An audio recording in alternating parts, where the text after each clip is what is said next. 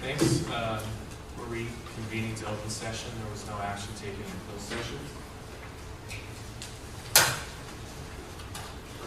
Can we all stand for the flag salute?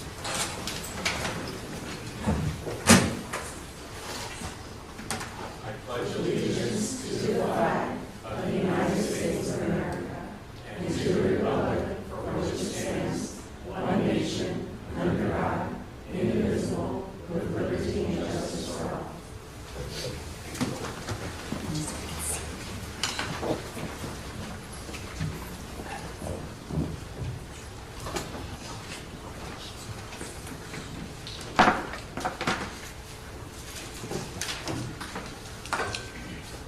All right, item C, oath of office administered to 2014-15 school board student members Morgan Nelson of Rancho Cotati and Richard Dunn of Technology High School.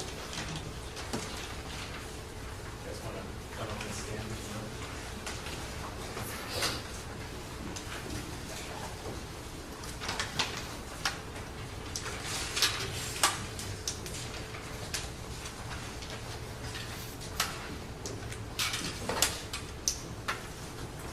For the office of school board student members, you can raise your hand and repeat after me. I state your name. Do solemnly swear that I will support and defend the Constitution of the United States and the Constitution of the State of California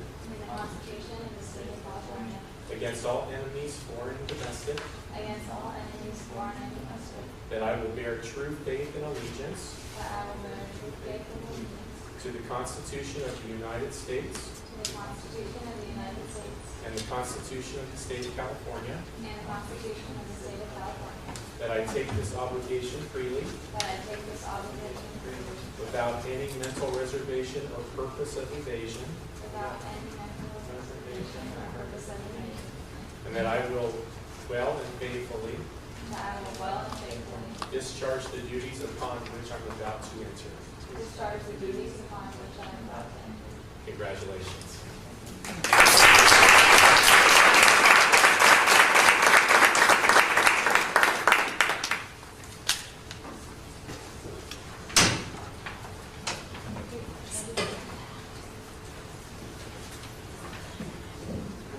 Yeah, we will.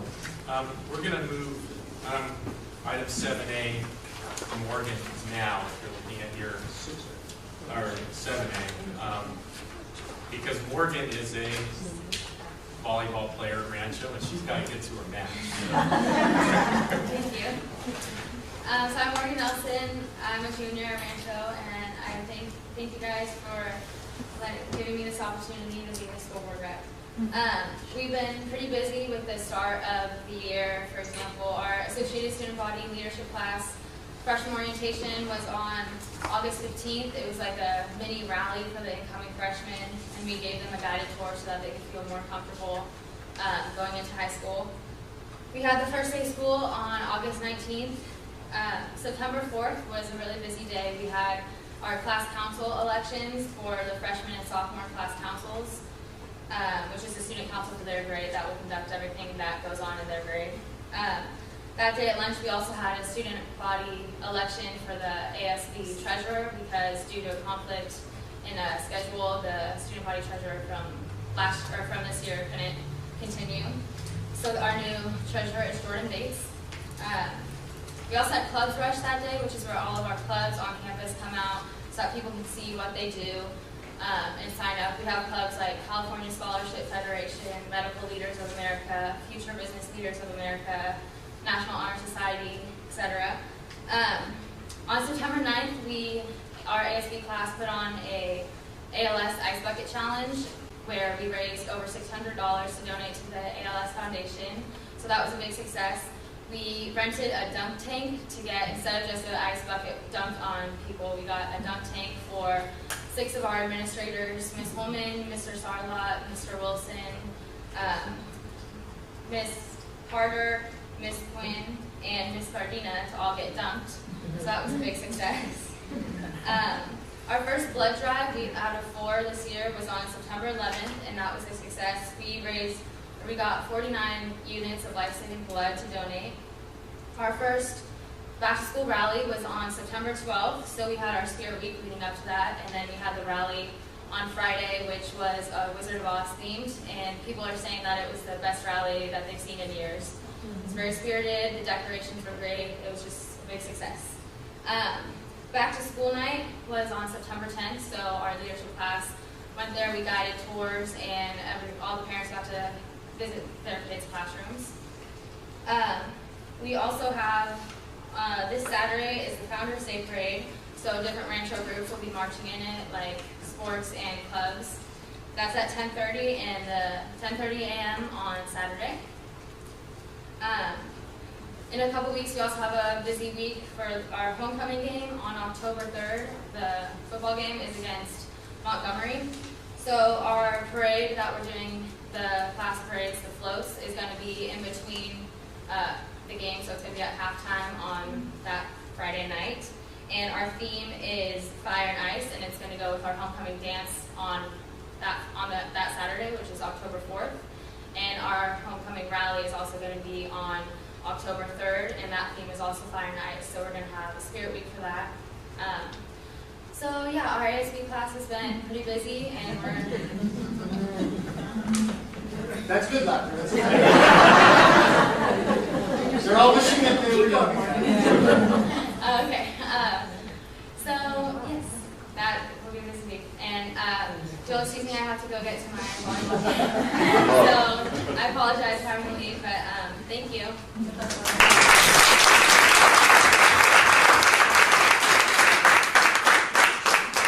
All right, so we're going to move to item 4D. Richard, we haven't forgot about you.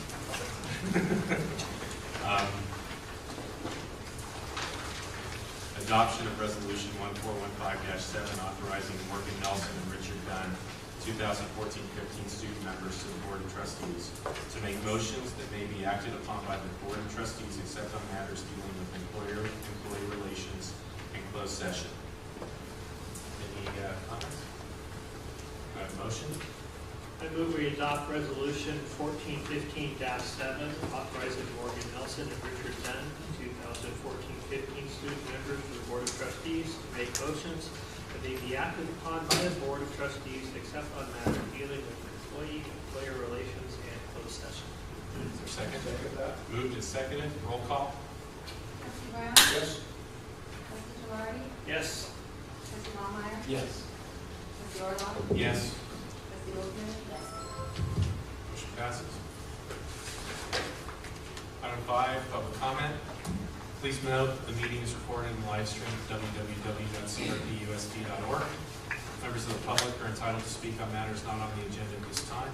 Please state your name, address, and keep your comments concise, brief, and limited to 5 minutes or less. A maximum of 20 minutes is allotted to each subject not appearing on the agenda. The Brown Act restricts the board from considering any item not appearing on the posted agenda.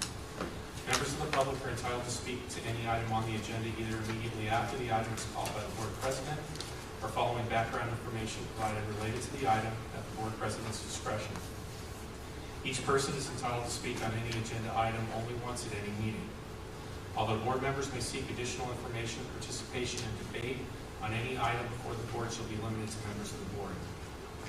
Please fill out a comment card which will be given to the board president indicating the item you wish to address. Comments are limited to 5 minutes per individual and 20 minutes per item. Jim Bodovich.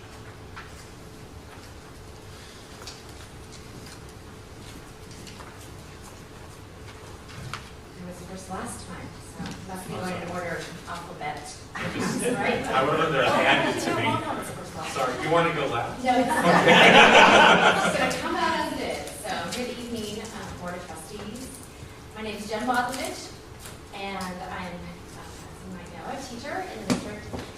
So I'm here tonight, kind of talking, speaking a little bit from the heart, and I realize that when statements are put out to the entire district, that it's hard to make a statement that you know is going to be authentic for each, it's going to be completely true for each and every site. I know it's a challenge. But there has been some things that have been put out, some messages that have been sent over the last year that are not completely authentic to what is happening at schools that I've seen. And I want to share with you a couple of examples I have, because my Maha, Greg Redding, mentioned transparency last month, and that's how we actually get better to be a stronger school district, is that we are transparent. We have all sides of the team working together and sharing good points and bad points, because that's what you need to actually build a strong team. So you got to figure out where you can do better. And so to be transparent is to be clear and to be understood by all. And with that, it's important that statements are, they feel authentic and true. And so a couple of items have come out this school year.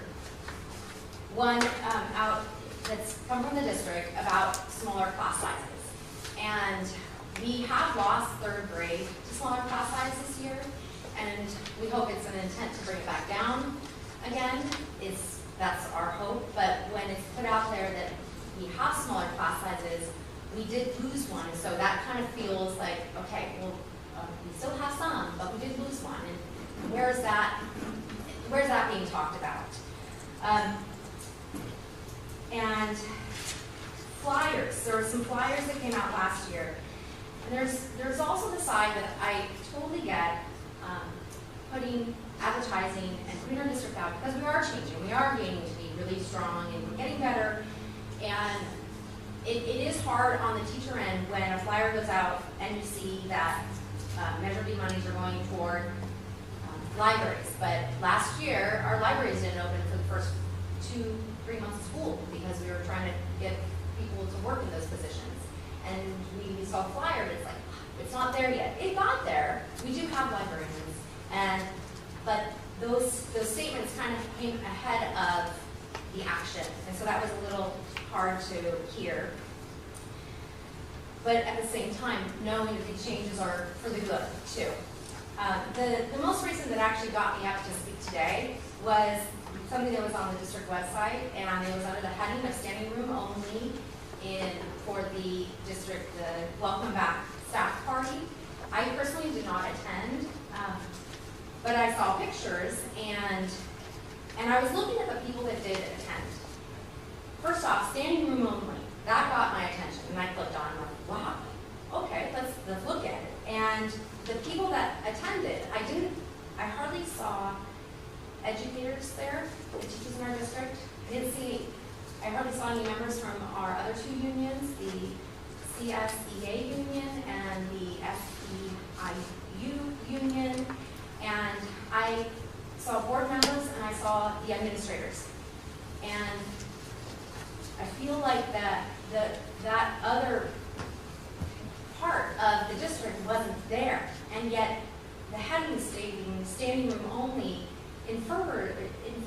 I took from that it was a successful party. But when you don't have the majority of the people there that are within and working in the classrooms, then something doesn't seem completely right. And it kind of hurt a little bit. I think it is important to be transparent and authentic, and important to take in all perspectives. Thank you. Thank you. Can you stand?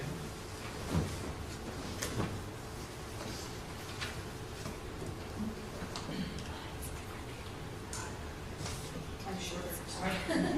I'm Kim Stainer, and I live on Star Road in Windsor, but I've taught in the Cotati Bernard Park School District for 19 years now. Currently teaching 4th grade year-round at Evergreen Elementary. I wish more of my colleagues could be here, but unfortunately most of them are working really hard to try to recreate their teaching with our new programs and our Sync solution.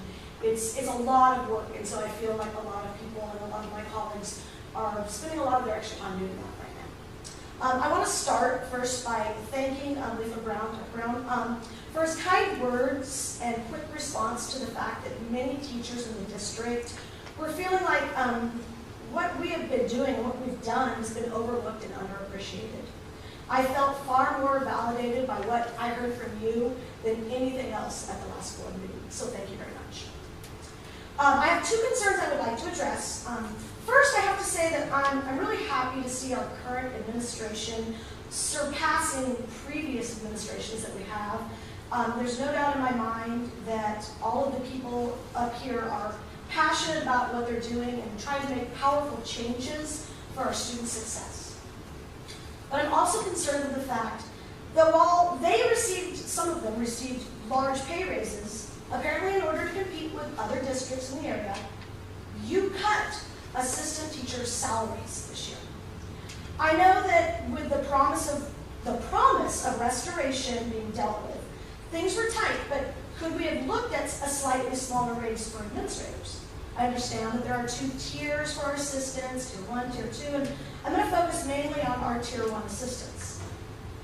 Did you know that at In-N-Out Burger, they hire new employees at $10.50?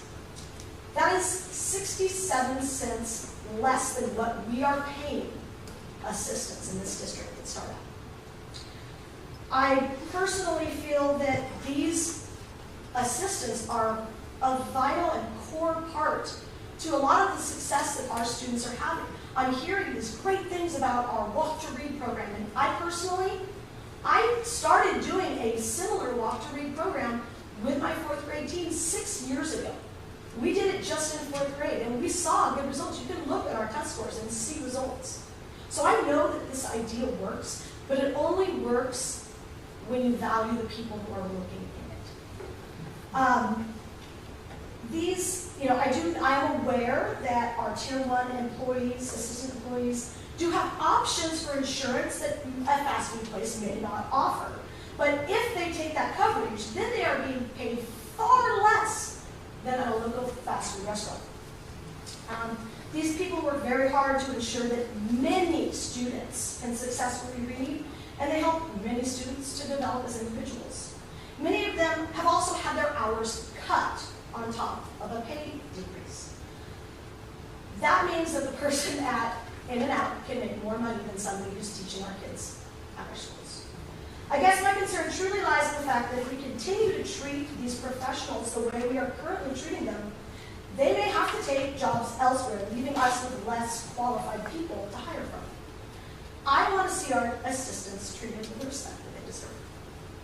The next subject I'd like to address is the fact that our district continues to forget that we have 2 elementary calendars. I'm proud of the fact that as a district we offer a year-round program. The second I heard about it, I volunteered. I have worked in it since it began because I believe in it. I think it's something we should offer. I wish more districts offered it because I can see the students that benefit from this. I've seen it every year. And I knew that coming into this, the first year there were going to be bugs. Absolutely. Second year, yeah, we had some less problems. We worked through them, but we still had some work to do. It's now the 3rd year, and I see many of the same problems that occurred the very first year. Having 2 tracks is challenging for a school. We're lucky we have a flexible staff that work very well together. We can schedule events around our crazy calendar, but mandatory trainings that have been scheduled while I am not working.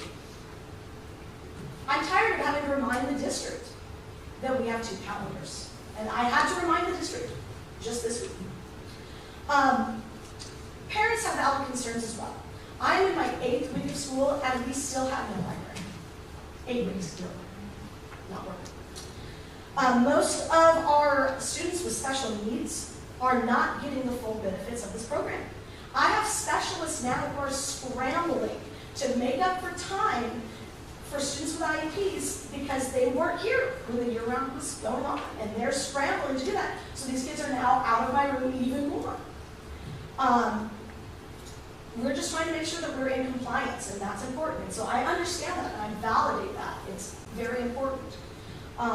Please think about this when you're looking at next year's budget, because we really need your support in order to let this wonderful program thrive.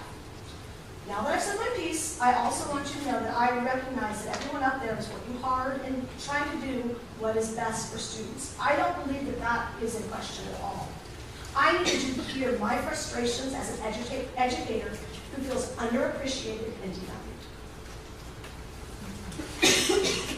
Alejandro, you ready?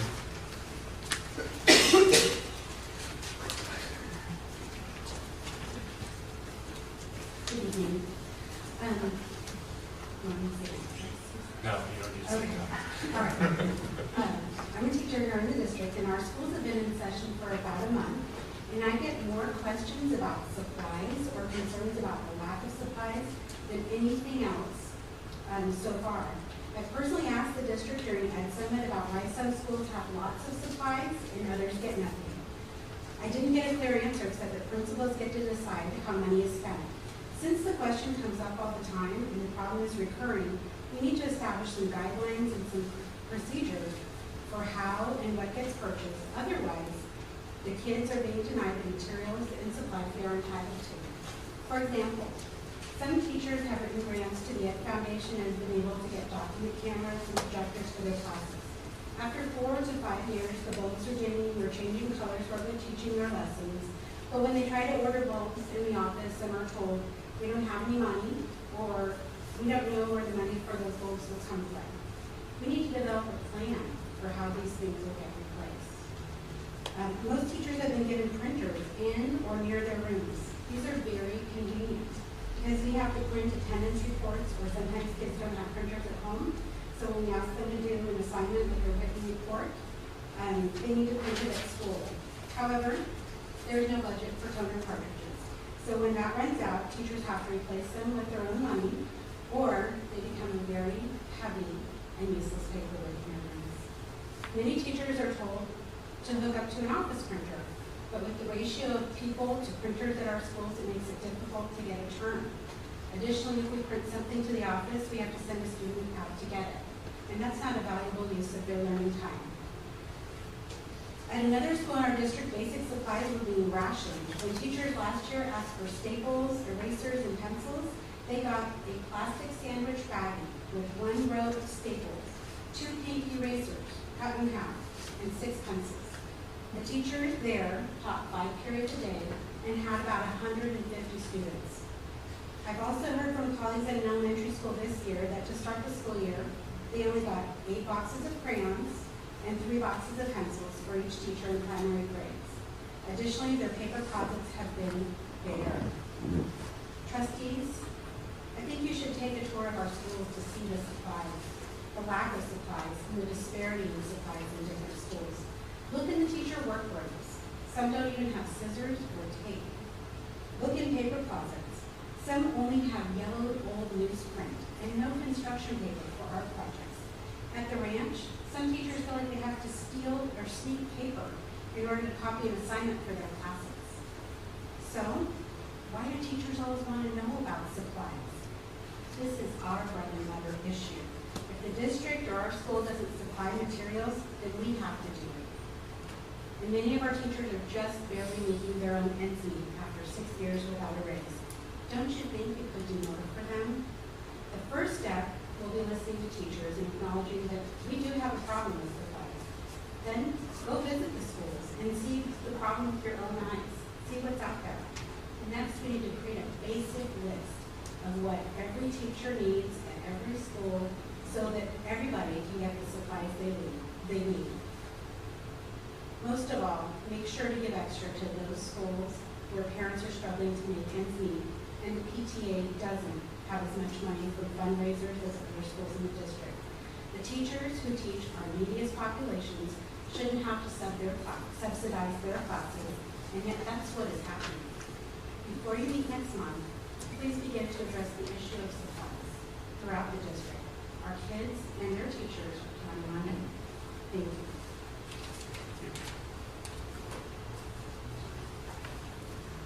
Right. Item 6, we're going to, I think we're going to stay in open session. We're going to head outside and listen to the Rancho Cotati High School marching band.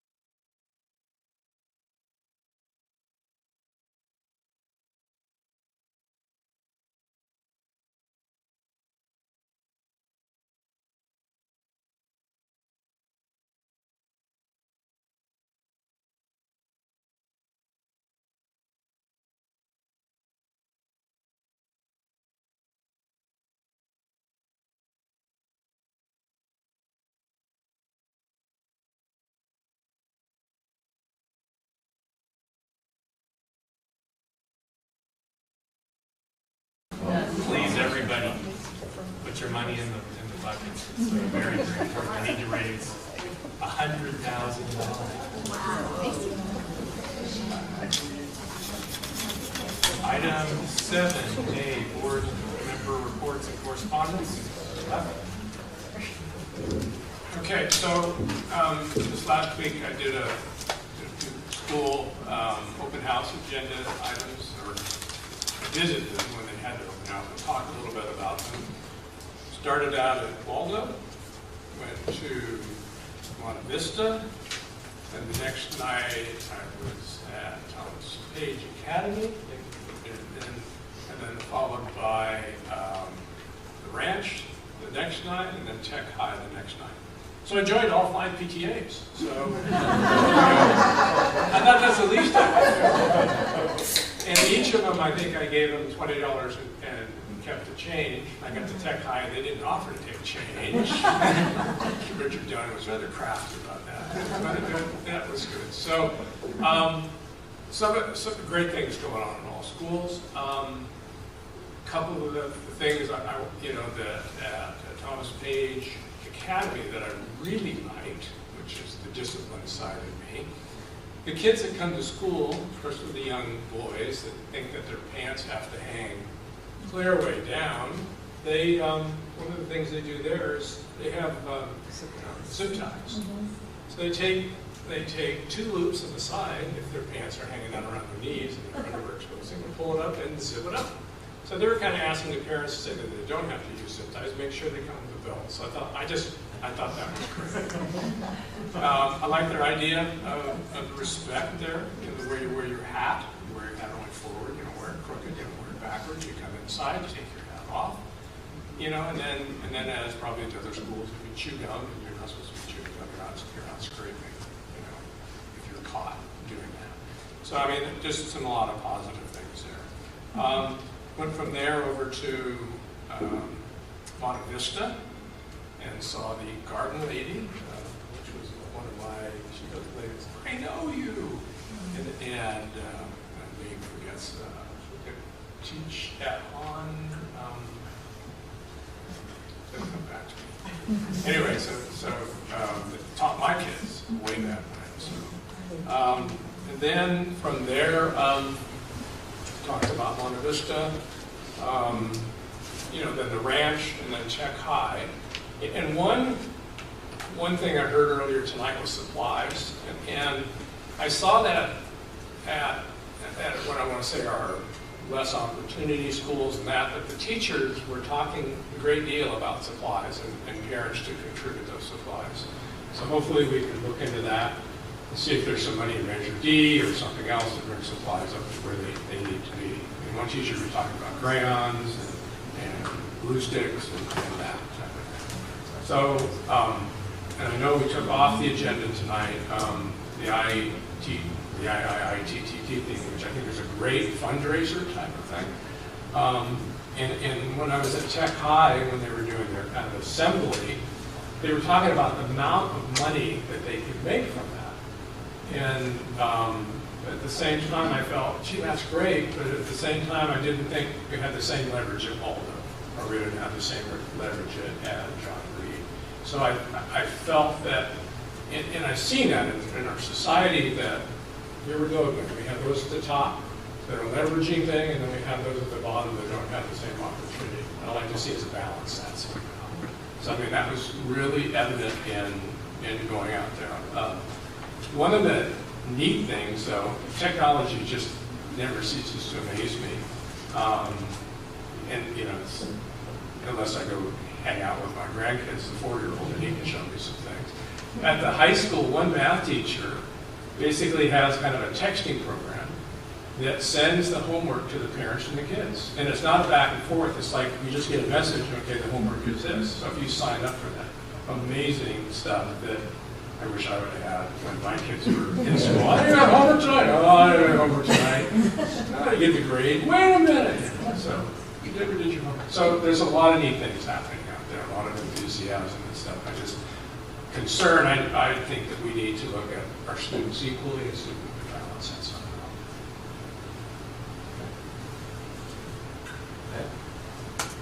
This last actually last week, Left and I had an opportunity to meet with Maha and the leadership of the RIPSIA, and it was a wonderful meeting, very positive. We talked about a lot about communication and how we can all work better as a team, and I think it was a really good start in the right direction, so thank you.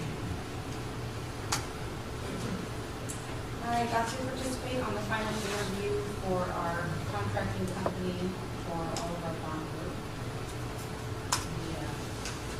That'll be downstairs. Also went to Lawrence Jones Middle School open house and was so impressed with the teachers and the technology that they are getting, like Lev said. I was so impressed. One of the teachers was using her cell phone to use the technology on her screen to show us what they were doing in class. And I'm just looking at her using her phone, I don't know why. I need to learn how to do that. But that was just one of them. The other one is that they've got their QR code, so you can put your QR code in and follow what the kids are doing in their class. The kids can follow the teachers and what they're doing in their class. There's a lot more communication at the school this year. Very impressed with the principals. They're using Remind so the parents can follow with what's going on in that aspect as well. So you just feel a lot more connected. Lots of good things happening. Founders Day is this weekend. I'm excited to announce all of our schools are participating, I've been told. So I'm very excited to see everybody out there having a good time supporting our school district and watching Dr. Hayden and Dr. Kaufman and Mark ride out there on horses. It'll be fun. Yeah. We check the weather. Rain or shine. Rain or shine, 50% rain, chance of rain on Thursday, if you can believe it. We haven't had rain since last year on Father's Day, but at least I'm prepared for this Saturday. Andrew? As a parent, I attended the back-to-school night at the ranch, and I thought it was very well attended. A lot of the students and parents who were there were very positive about their experience that they were expressing to me that they're having at the ranch. The 5 classes that I attended, I'm just impressed with many of our teachers. In terms of the technology that they're using, how far they go, the depth, especially some of the AP teachers, in terms of the goals that they set out. It's not just to pass the exam, but to lay down a foundation for a love for reading or a love for math, etc. As a board member, I attended the Flex Academy at the ranch. I spent about 4 hours there today. And this is where students who need to make up credits. Very dedicated team: Brian Abbott, Damien Mason, Lori, Chris. Just an incredible group of teachers who are developing this program that some of these kids I've known for the last 6 years or so, and I can remember even 2 years ago, some of them having attitude. You run into them and you can just tell that they have attitude.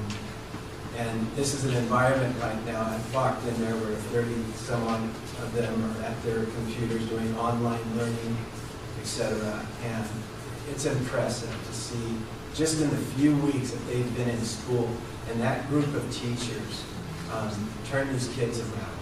It's impressive. So if any of you ever have a chance to spend some time there, it's worth a while. The other thing I wanted to mention that Mr. Abbott had let me know of, on October 10th, there's 3 new haunted houses over at Sonoma Mountain Village. And our ASB from the ranch is participating in this. The band is participating in this. We have kids from the Flex Academy that are participating in this. They're either walking zombies or you name it. And I was flabbergasted at the number of kids at the ranch that are involved with this. So there's brochures out there by the where the agendas are. So look it up. blind screen onto the houses. You scary? I just want to add to what Andrew's talked about with the Flex Academy. This is a one-of-a-kind deal. This is really big time for Rancho Cotati, and we should all be proud. We've grown the district in such a way where we're offering a lot of different choices, and this is yet another one. And I think it's just something to be talked about. Maybe Elizabeth will talk a little bit more, because I think there's some notoriety coming our way with that program. So hopefully she'll talk about it during her segment. I think I've been to a couple open houses myself with my children. I echo what others have indicated. I also have learned over the last couple of weeks, my childhood dreams of relearning how to ride a horse. And I'm hoping it doesn't rain on Saturday. Right no matter what. But last year I had to push a car that stalled halfway through the parade, and I'm sure the horse isn't going to stall.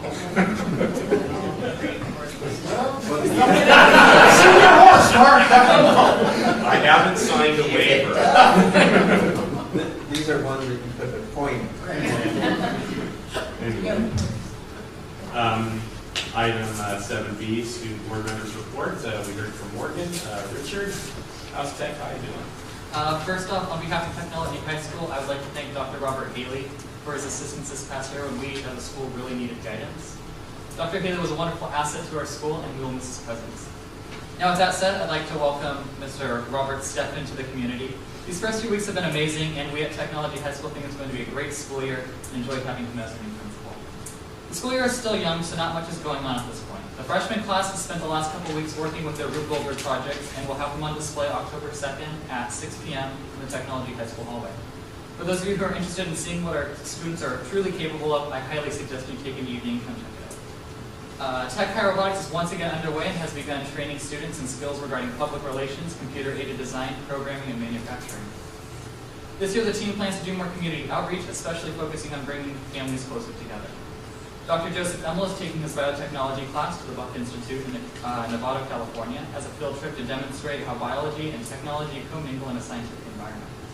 Furthermore, he hopes that this event will help students define whether or not they wish to choose biotechnology as a career path. This year, Technology High School will participate in the in association with the Parent-Teacher Student Association for the Founders Day Parade this Saturday, including a quote produced by our dance team. In addition, we are proud to state about the success of our athletics program. As of today, the girls volleyball team has won 4 games, and the girls soccer team won a game just last night, actually. Meanwhile, the track team is nearing the completion of I think this is their 3rd season now, next month, after winning several races. And finally, Technology High School is looking forward at the possibility of attending the Disneyland Grad Night event sometime in May of 2002. Thursday, a meeting is held at school for interested parties to discuss the feasibility. Thank you. Thank you, Richard. 7C, Chief Business Officials Report. Well, this week I got in the mail one of my favorite things to get, another set of plans from the City of Rohnert Park. This one is for the Southeast Specific Plan tentative map, so off Tuttle Mill Road. And so that project is moving along, still in the early stages, but they're tweaking the development a little bit. And I learned another new word. I love learning new words. So they're going to have duets. Instead of a duplex, where typically one person owns the building and 2 families live in it, in a duet, 2 different people own the 2 units that share a common wall. So that was a new learning opportunity. I just learned, I thought that's what a duplex was. Well, and apparently that's becoming actually a very popular form of housing, and in fact, Brookfield has incorporated duets instead of some of the multi-family units that were in the university district. I also had my monthly phone call with Marilyn Ponton of the City of Rohnert Park on Monday. And we talked about various projects. Brookfield is, anyone who drives around off the expressway knows Brookfield is doing a lot of pushing around the dirt. They're continuing to meet with people, and so they're moving along. She believes that it is realistic to think that there will be occupancy by October 1st of 2015 in some of those units. So we're hoping that that stays on track. At the same time, City Ventures, who has the, we're in contract with on our parcel on Keyser, is continuing to work with the city. They submitted their plans. They have some more resource studies that need to be done, biological studies, archaeological work that needs to be done, that works really soon too, because we know there are Indian bones on both parcels, so that will need to be addressed. So it's exciting to have these things moving forward that will lead to more fees and more parcels and more students. So I thought those were all positive. For City Ventures, the next step is for their drawings to go to the Parks Commission. That will probably be in October, and I will plan to represent the district. And we'll be sure that it's been agendized. What's happening on the, as you go down Runner Park Expressway on the right-hand side where they made a mountain of dirt? Is that going to be a huge water It's a retention area? Temporary retention area for Temporary. the University District. Ultimately, there's going to be a water tank across Petaluma Hill Road on the hillside that's going to take care of the water needs, but at this stage of the project, that is going to be water retention. Okay. Just curious. It is a mammoth. Yeah. Big swimming pool. Yeah. Oh, you can't go. Any questions about housing developments? I have to confess, I haven't had time to follow up with the city of Cotati about those developments. But there are a number of things that we've seen, some paperwork come through for. I will try to send that. It seems like that one project is stalled. One on Lancaster and Yeah. East Cotati? Yeah, Yes. looks like that just, Well, when I talked to this property developer, project manager some time ago, it sounded like they were having to go back to the drawing board on costs. That as they have drawn it, they were supposed to get subdivisions for what they, it was going to cost to build them, so I haven't had a chance to follow up on that, but I'm trying to do that.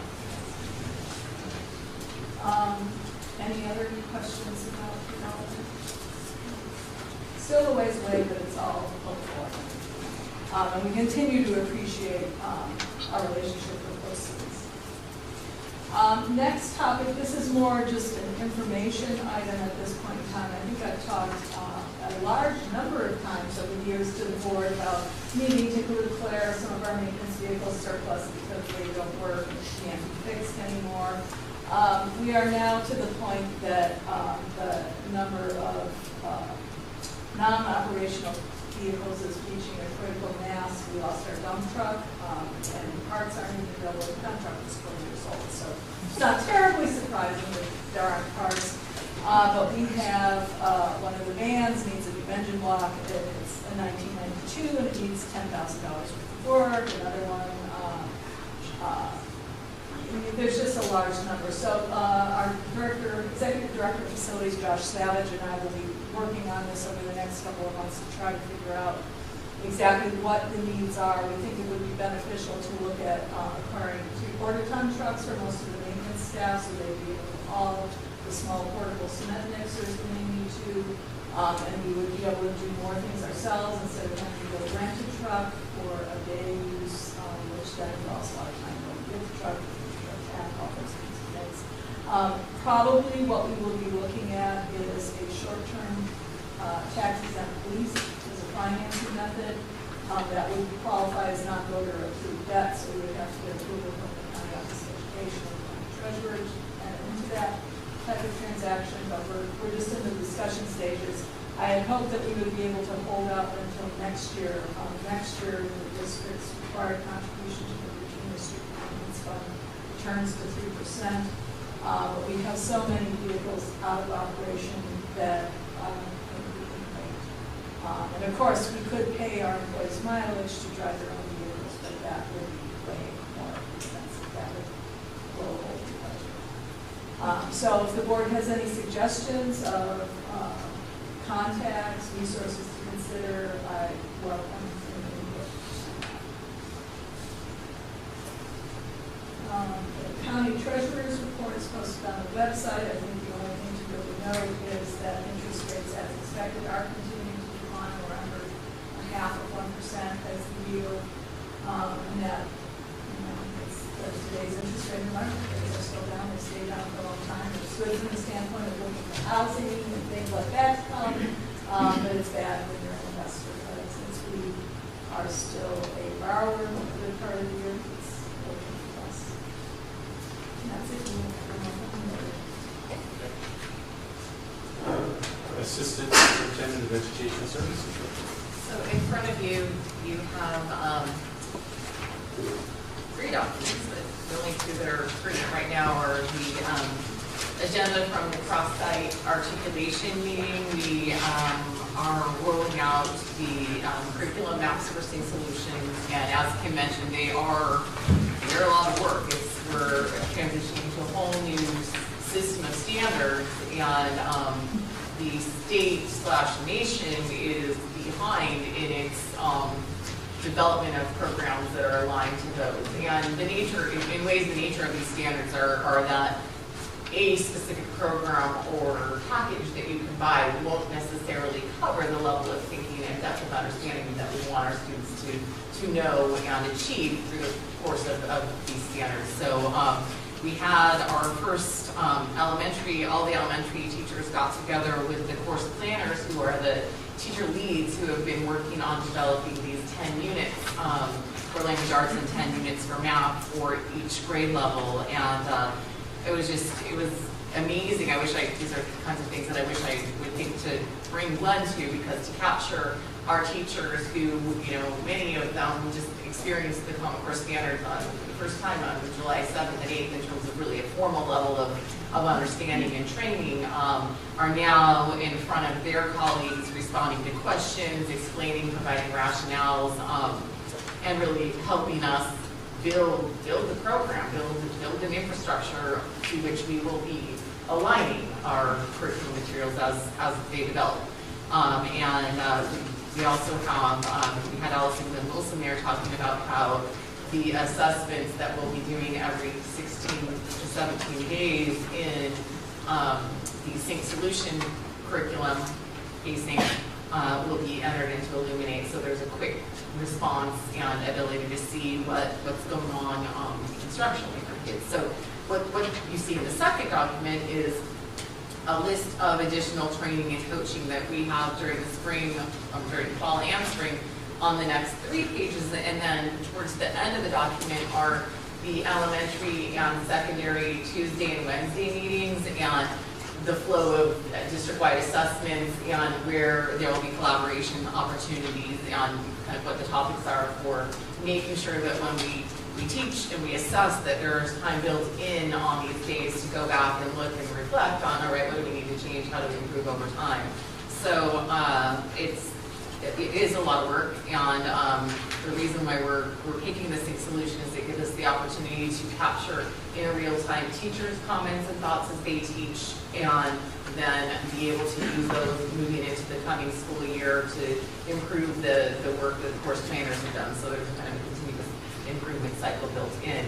And it also gives us the chance to really analyze and capture in real time, well, I thought this material taught this standard, but it didn't necessarily do it, or it did it great, or here's another resource I found, or gosh, we have nothing to teach this, we need to find something to teach it. So hopefully that'll really put us ahead of the game. The national lead for the company was here right before we rolled it out, and he was saying, that he's edited or vetted our units, and he was saying that they're pretty robust units that we're developing, and that in spite of the fact that we are just beginning, we're farther ahead in our overall implementation than NAPA, which has been using it for a couple of years, and Santa Rosa started at the same time we did, and we have made a lot more progress, I guess, than they have in a brief amount of time. So again, kudos to our staff for getting this done. And you'll see next steps, report cards. We still need to figure that out as we move towards a better sense of what our state assessments will be, and gap analysis in terms of content and what we're going to do. So that is that, and I'll just quickly update with the Flex Academy. What's interesting about our Flex Academy, they've been working very closely with the Fuel Ed, which is the kind of the parent company of the curriculum that we use in the Flex Academy. And typically, the model that you use for Flex is for your highest achieving kids. So these are the kids that, they're athletes, they don't need to be at school all day, they've already mastered most of their classes, they're concurrently enrolled in other places. So for us, we kind of flipped it and said, okay, let's look at our kids that need the credit recovery at the beginning. Let's look at the kids who aren't making it and try to give them more opportunities and choice in how they're learning and guiding their own instructional day and week. So that's the Flex part. They get to pick and choose what they're learning over the course of their instructional time.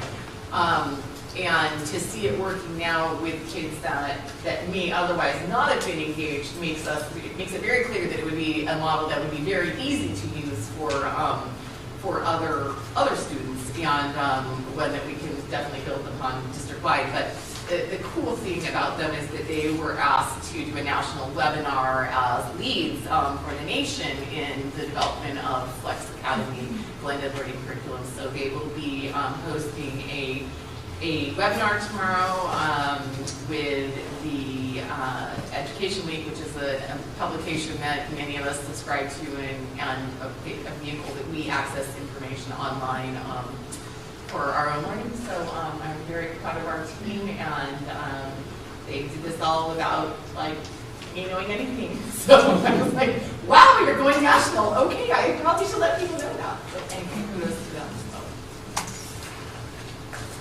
Thanks, Elizabeth. 7E, Superintendent's Report. First of all, I just want to reiterate how exciting it was to have the band here tonight. Hopefully their fundraising will go well. Whatever we can contribute as a school district, we can look at that. It's a wonderful opportunity. It's nice to have something exciting like that to start a school board meeting with. Gets things going. Superintendent's Council, we have scheduled dates. This is a group that we tried different meeting schedules with. Right now we're looking at a fall meeting, a winter meeting, and a spring meeting. And really it's a communication platform between the school district and all the parent organizations around the district. So things like the Education Foundation, the Parent Teacher Association, Project Brad, Sports Boosters, so that they can come together and share what they have going on amongst themselves, make sure that they're not stepping on each other's toes, that they're supporting each other, and then a communication vehicle for the district so that they can take information and questions they have that are going on back to their meetings and share it. So we're getting that going for the year. And then I'll reiterate every comment regarding back to school nights. I think I've made most of them, or parts of most of them. One is still a little bit elusive to me. I used to be principal of that school. I don't know exactly where that is, but and the energy has been outstanding. What I've seen in classrooms, the engagement of the parents with what's going on with their child's teacher, getting them understanding what's going on in the school has been it's been fabulous to see. Echoing, there are some challenges between our different sites depending upon how much parent engagement there is, so we need to focus on making sure it's district-wide at all of our schools, but I think the energy looks great. I also got to go as a parent and have that hat on, so that's always nice too. Hear from my own child's teachers, so appreciated that. With that, I think we have lots of other agenda items. That's in my report. And I'm looking forward to riding the horse. And he's driving the trailer. And driving the trailer. And back. All right. Item 8, consent agenda, public comment. Items on the consent agenda will be voted on in one motion unless a member of the board or staff or public requests that an item be removed and voted on separately, in which case the board president will determine when it will be called and considered for action. All the items below on the consent agenda can be found at www.crbusd.org. Item 8B has been pulled. Can I have a motion for items 8A through K minus 8B?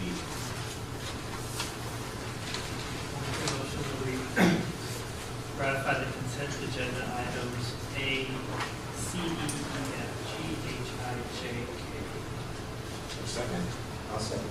moved and seconded. All those in favor? Aye. Opposed? Motion carries. Item 8B, ratification of commercial warrant register. So I asked if that be pulled, and I sent emails and got information about a couple of the warrants in there. I want to just talk about those because I couldn't have further communication today because I was in meetings all day. But one of them is we pay money for School Wires, which is our website. And the warrant this month is for, I think, $29,000. That's for the year. For the year, okay, so that answers that question, is that, for the year. So, and then I went to the website and I was looking at, some of the things that they do and that, so just curious, what that was from, so thank you. And then we bought a bunch of Chromebooks from CDWG. Okay, so we bought 600, was it? How many? It was 800. 800, okay. And Took those, 6 in every elementary classroom in the district. okay.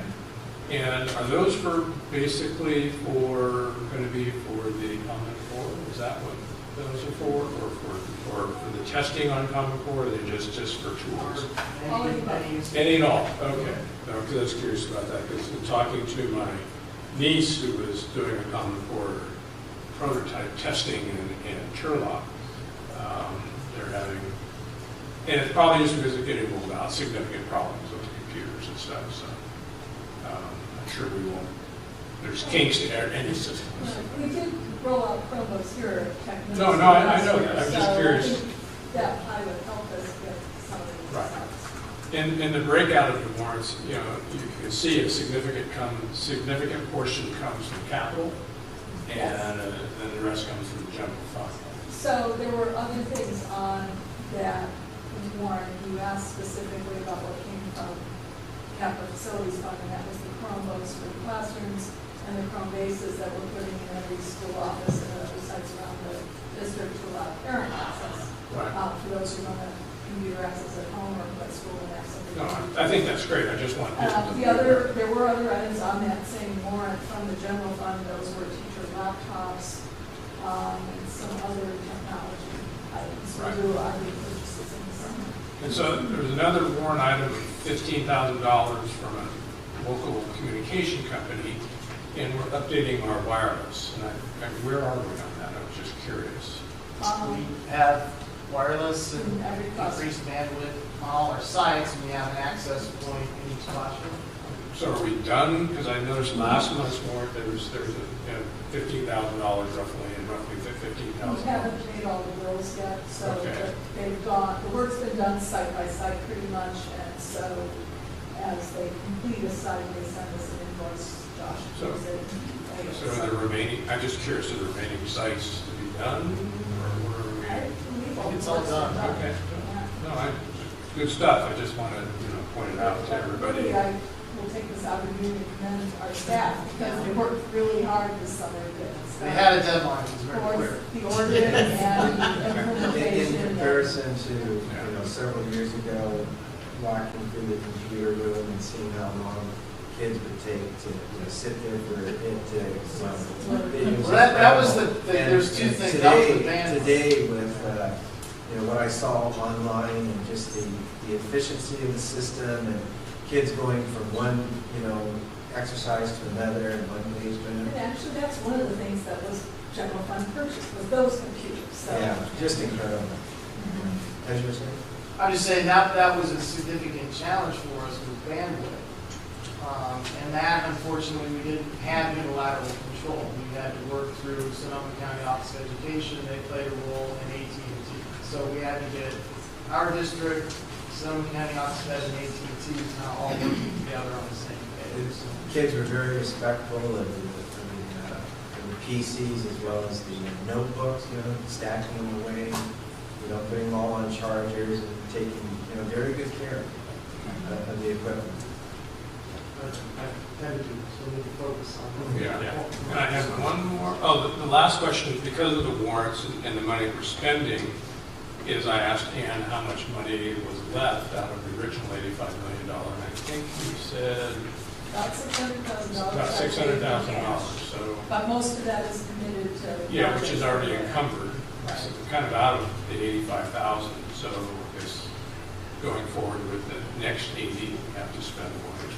So anyway, that's why I pulled it. I just want to talk about that, the spending, and let people know what we're doing. And, thank you for giving me the information. All right, can I have a motion, please? I move that we ratify the commercial warrant register. Is there a second? I'll second that. Moved and seconded, all those in favor? Aye. Opposed? Motion carries. Item 9A, Educational Services Public Hearing regarding sufficiency of instructional materials. We're going to open the public hearing.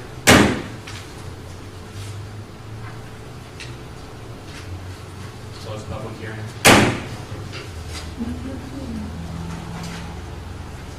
Item 9B, adoption of resolution 1415-8 determining sufficiency of instructional materials.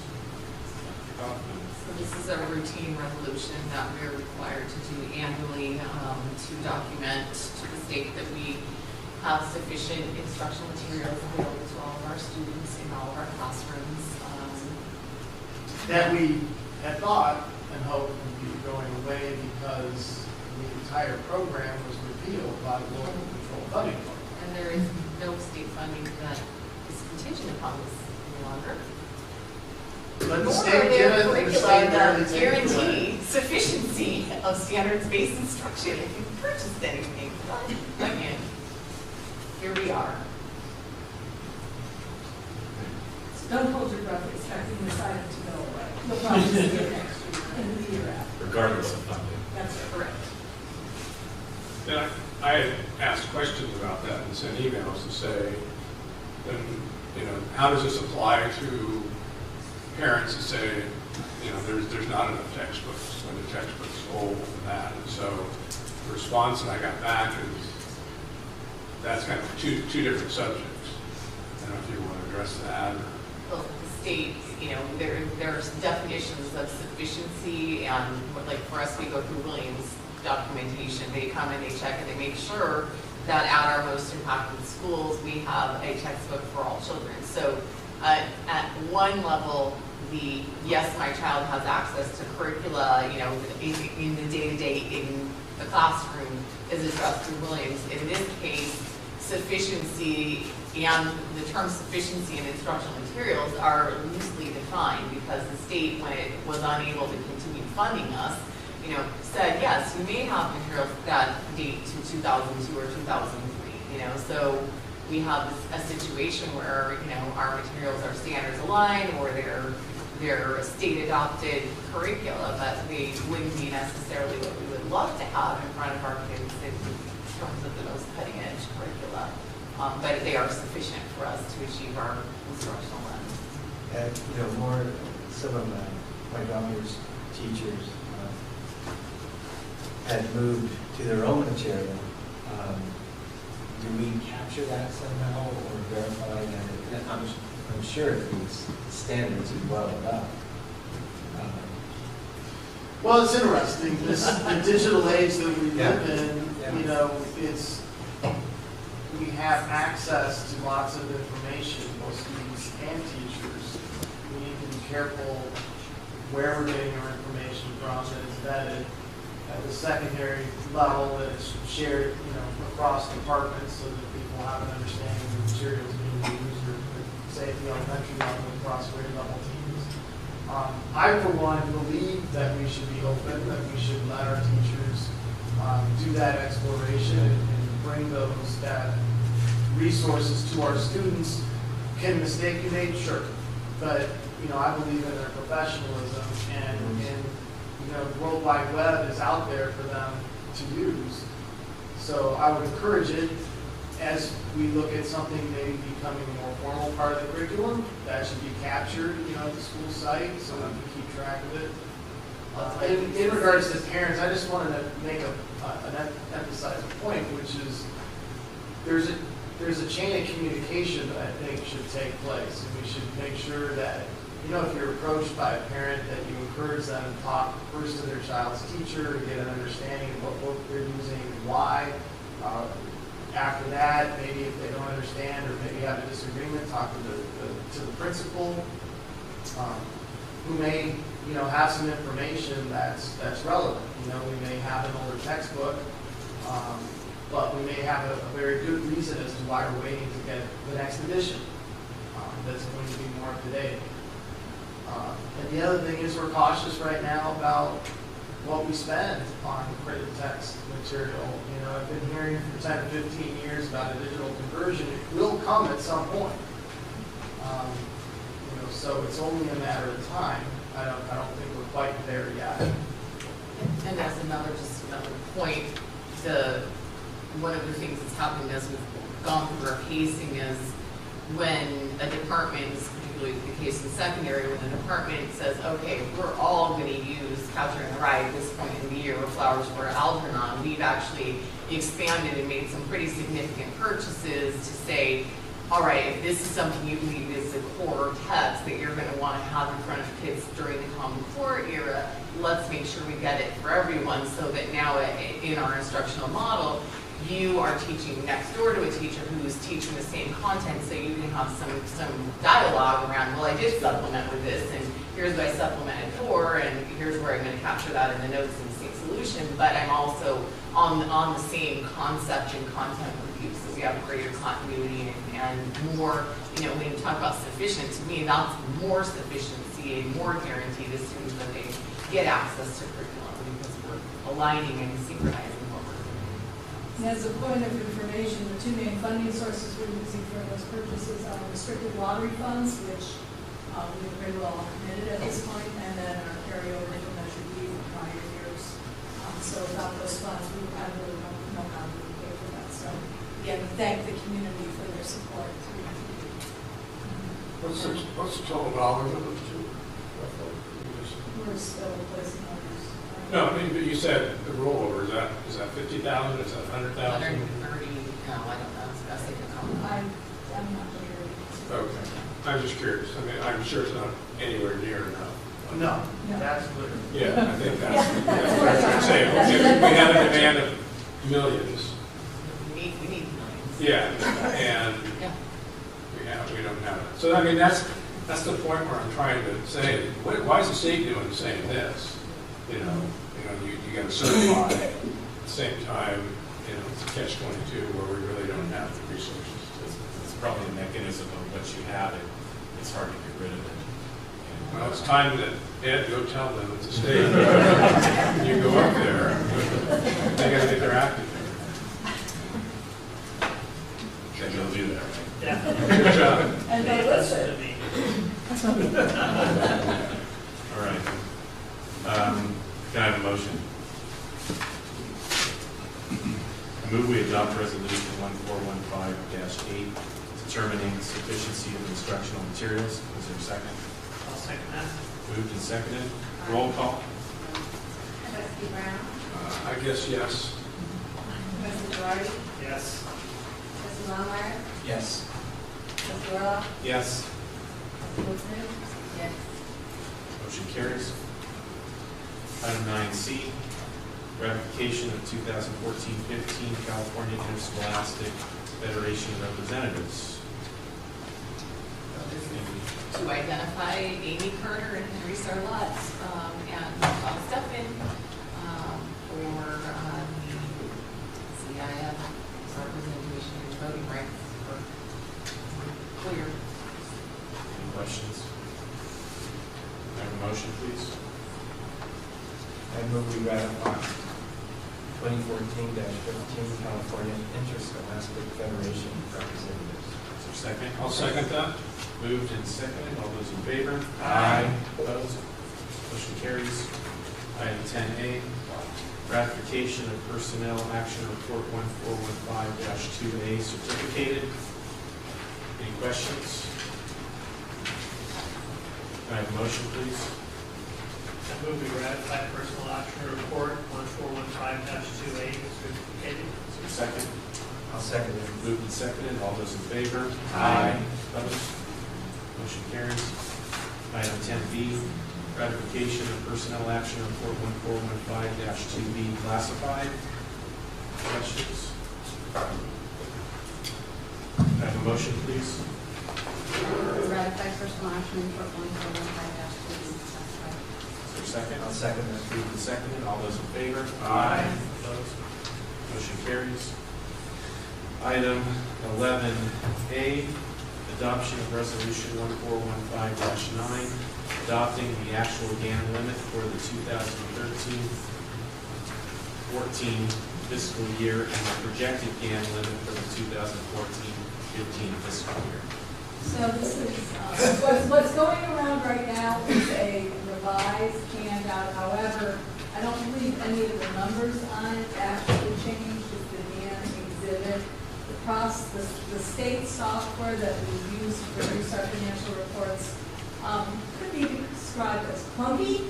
And so when you do an extraction, you have to reopen all the forms and print them in order. And if you don't print them in order, it causes errors. And then the accounting office or the auditors will say that the other forms are dated September 14. Why is this one dated September 11? So we're giving you the September 14 form that will actually be going to the county office information. The GAN limit has no significance whatsoever to this funding except that we have to do it, or if we didn't do it, we have not done it.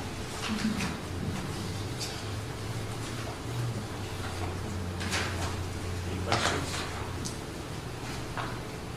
So the appropriations in 14-15 match 14-15 budget then? Yes, it's extracted from the software. It's not total revenue, so that means. Any other questions? Have a motion, please? I move we adopt resolution 1415-9, adapting the actual GAN limit for the 2013-14 fiscal year and projected GAN limit for the 2014-15 fiscal year. For a second? Second. Moved and seconded. Roll call. Brown? Yes. Trustee Gilardi? Yes. Trustee Longbody? Yes.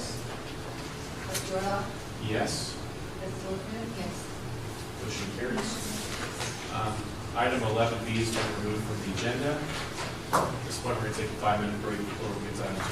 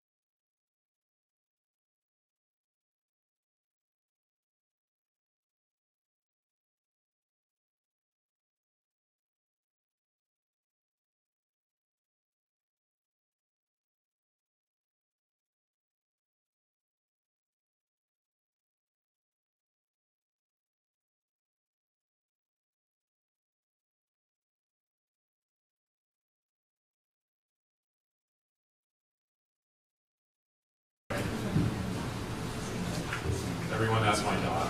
Mr. Lowry wants to be a judge. Aw. She's looking for judges for homecoming. All right, we're gonna go. Oh, wait, that's okay. Yeah, that's important.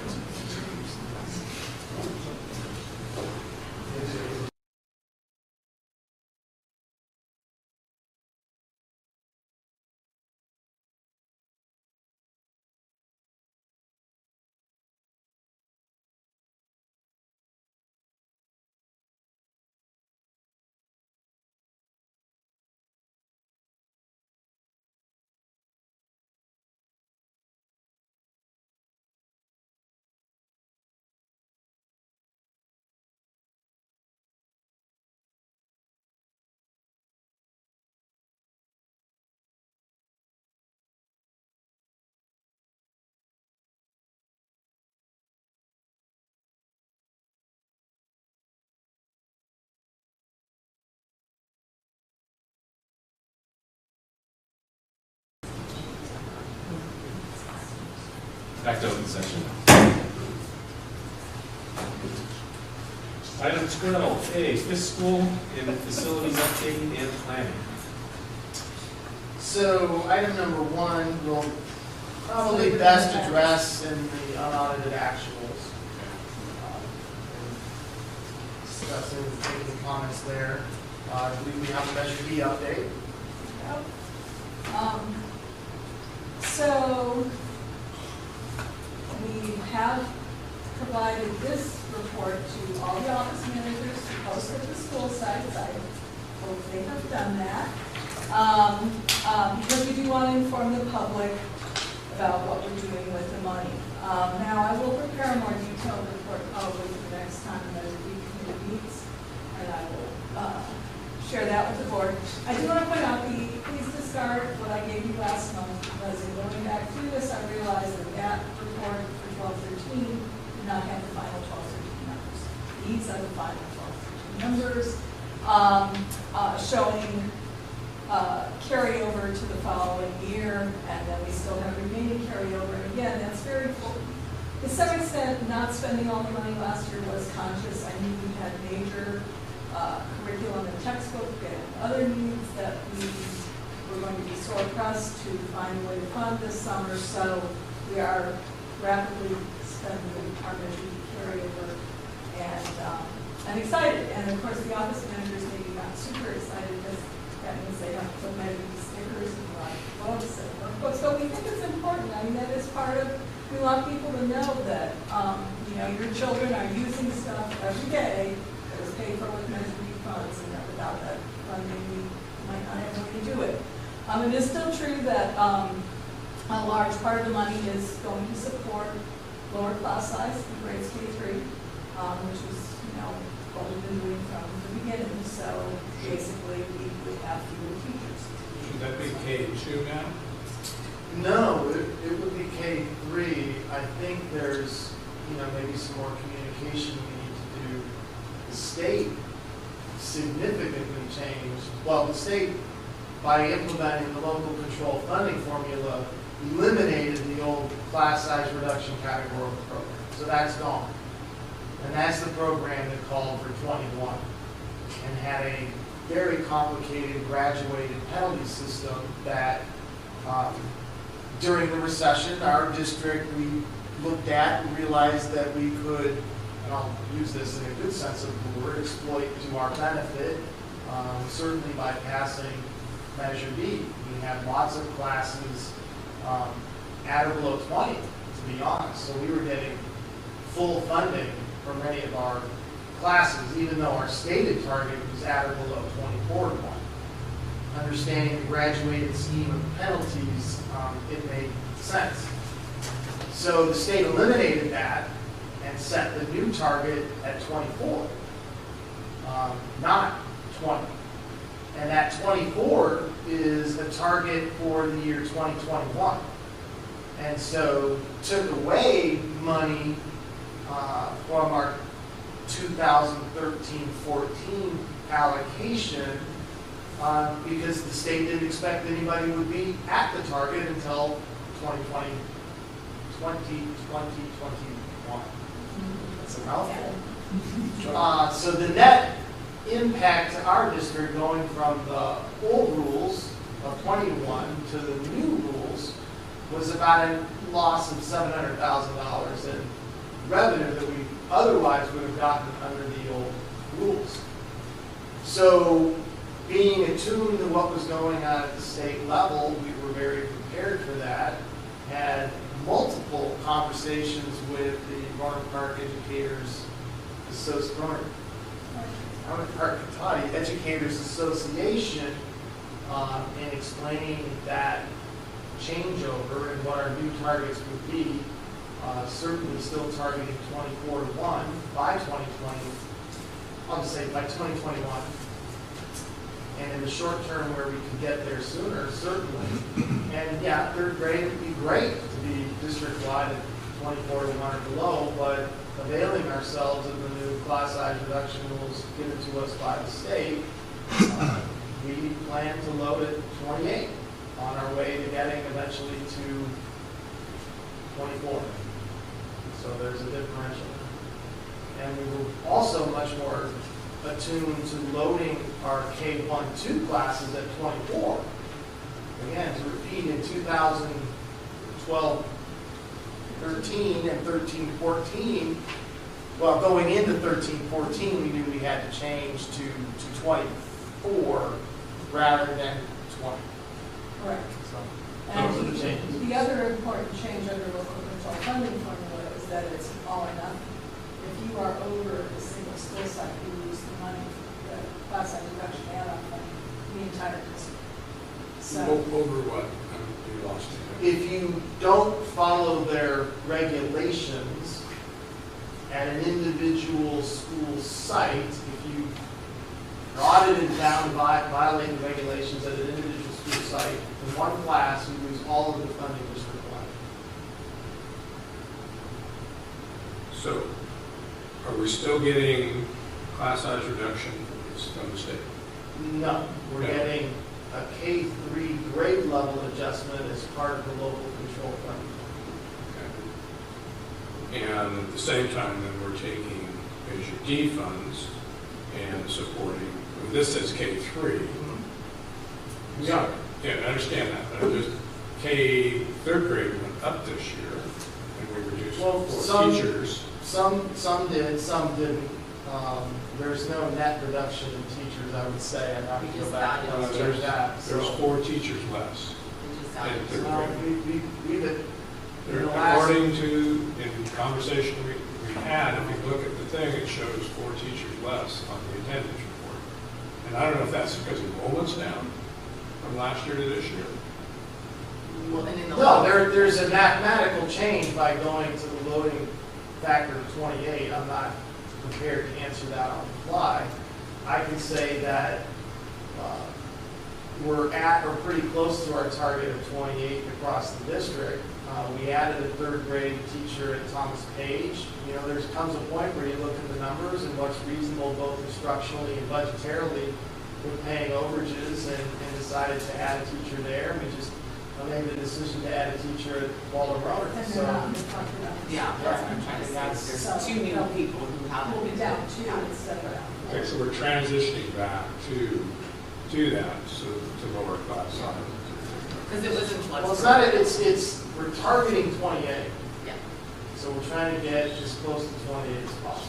Oh, you're not writing that down in 24 over the By years? 2021. Well, prior to that, I mean, that's the state's Well, requirement. the hurdle is Are we we trying lost to, funding Yeah. compared to where we were Sure. in Yeah. 2013. The new add-on funds us at 70% of the funding we were getting in 12-13 on average. That's when we get full funding, and we're not there yet. Yeah, so the state cut the This, overall we're not amount getting and then the money. said, yeah, we're gonna phase it in over 7 years. I mean, if we had $700,000, we could do a lot of it.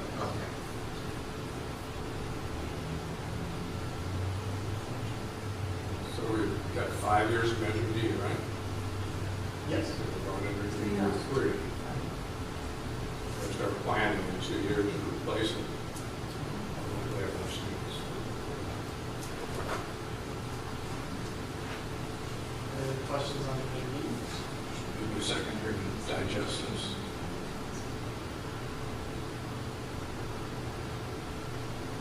So what's, I remember one time instructional material just district-wide. So was that so much per teacher? I thought we did that one year. We did a per student allocation in 2012-13 to the schools. The amount varied by grade span, so secondary got more than elementary. Since that time, because of the other pressures on the budget, we said, well, we can carry over what we haven't spent, but we're retaining those for purchases as Well, we also use Common Core. and we use Common Core money. But in addition, it's purchases we talked about that were made this summer that are using Measure D. Those were district level decisions that were curriculum being adopted across secondary or across elementary. Things like language explanation materials, handwritten tears materials, the novels that we talked about at the high school. And there are more orders coming. It's for the second semester, those purchases will be coming. So unfortunately, we just have, as we pointed out earlier, more needs than we have resources. So our thought was that curriculum, textbooks, and novels, those kinds of items were more pressing than some of the needs. So it's balanced. So with additional library teaching staffing, do we have libraries open in all schools now? I believe we have at least 1 or 2 vacancies in the library Which is system. still one librarian to become a teacher. Evergreen. That's my Yeah. word tonight. Which There's- was open, I know, and we have already a replacement to the best of my knowledge, so. I think mostly the issue is that they're also taking in some of the Chromebooks, and so because we're trying to inventory and deploy Chromebooks in a systematic way, and now it's coming through the library, so that also ties up some of the library time, but library is used as prep, so, you know, obviously we're delivering teacher prep for library computers and physical education, so I'm sure we're covering that piece of the library. Okay.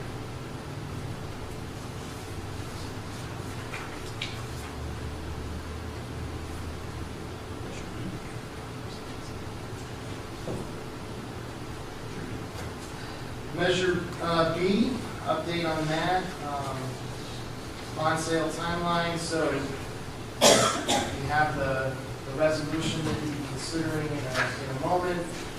We still pushed back a little bit for a variety of reasons, but we still expect to go out on the market this month. No, first week in October, well, closing first week in October, the price will be right on. And it's a pretty stable interest rate environment, so we lost ourselves. And then the second item under Measure B, Measure B, selection of design systems, leaseback contractor, we also have that tonight as a separate item, so I'll take any questions about that when we get to it. That was, I think, a very thorough process that we went through, and I believe we arrived at the right selection. With that, When can we ask questions about the Series A that we want? What's the best time? during the resolution. Okay. We'll do that. Which takes us to 12.4, superintendent's contract and salary.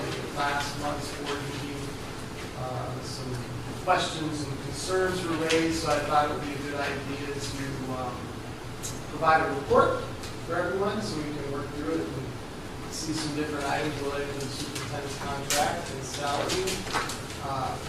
The topics that I'm going to cover for you tonight would be the government code as it applies to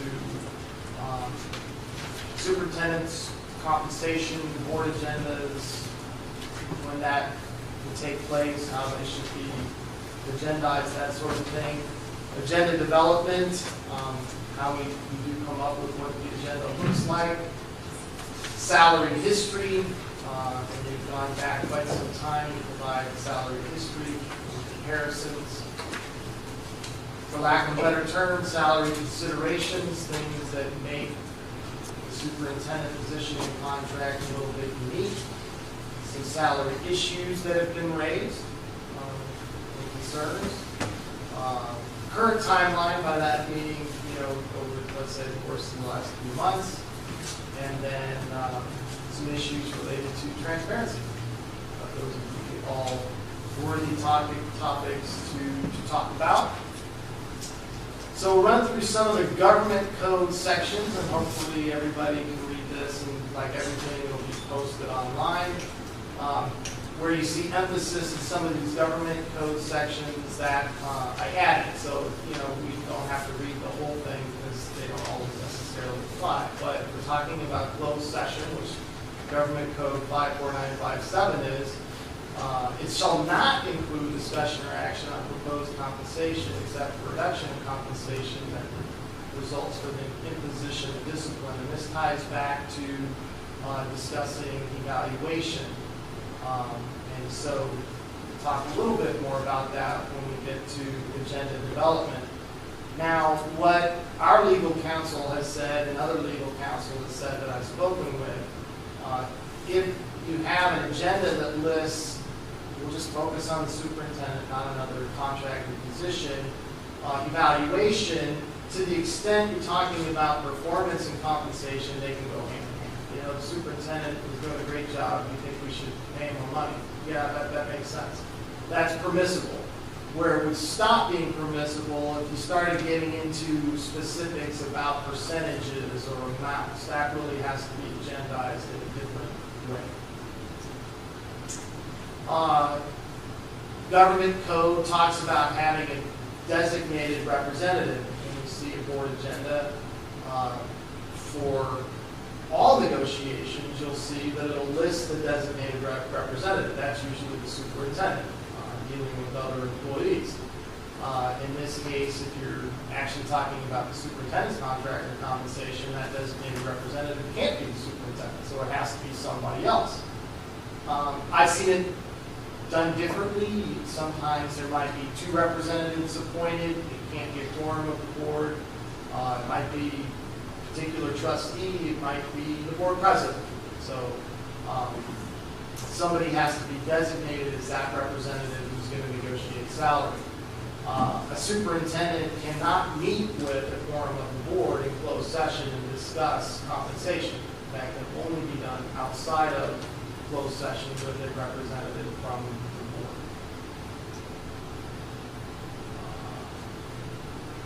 So then, closed session, the government code talks about unrepresented employees. I've been using that phrase. So we have employees in our school district that are represented by collective bargaining agents.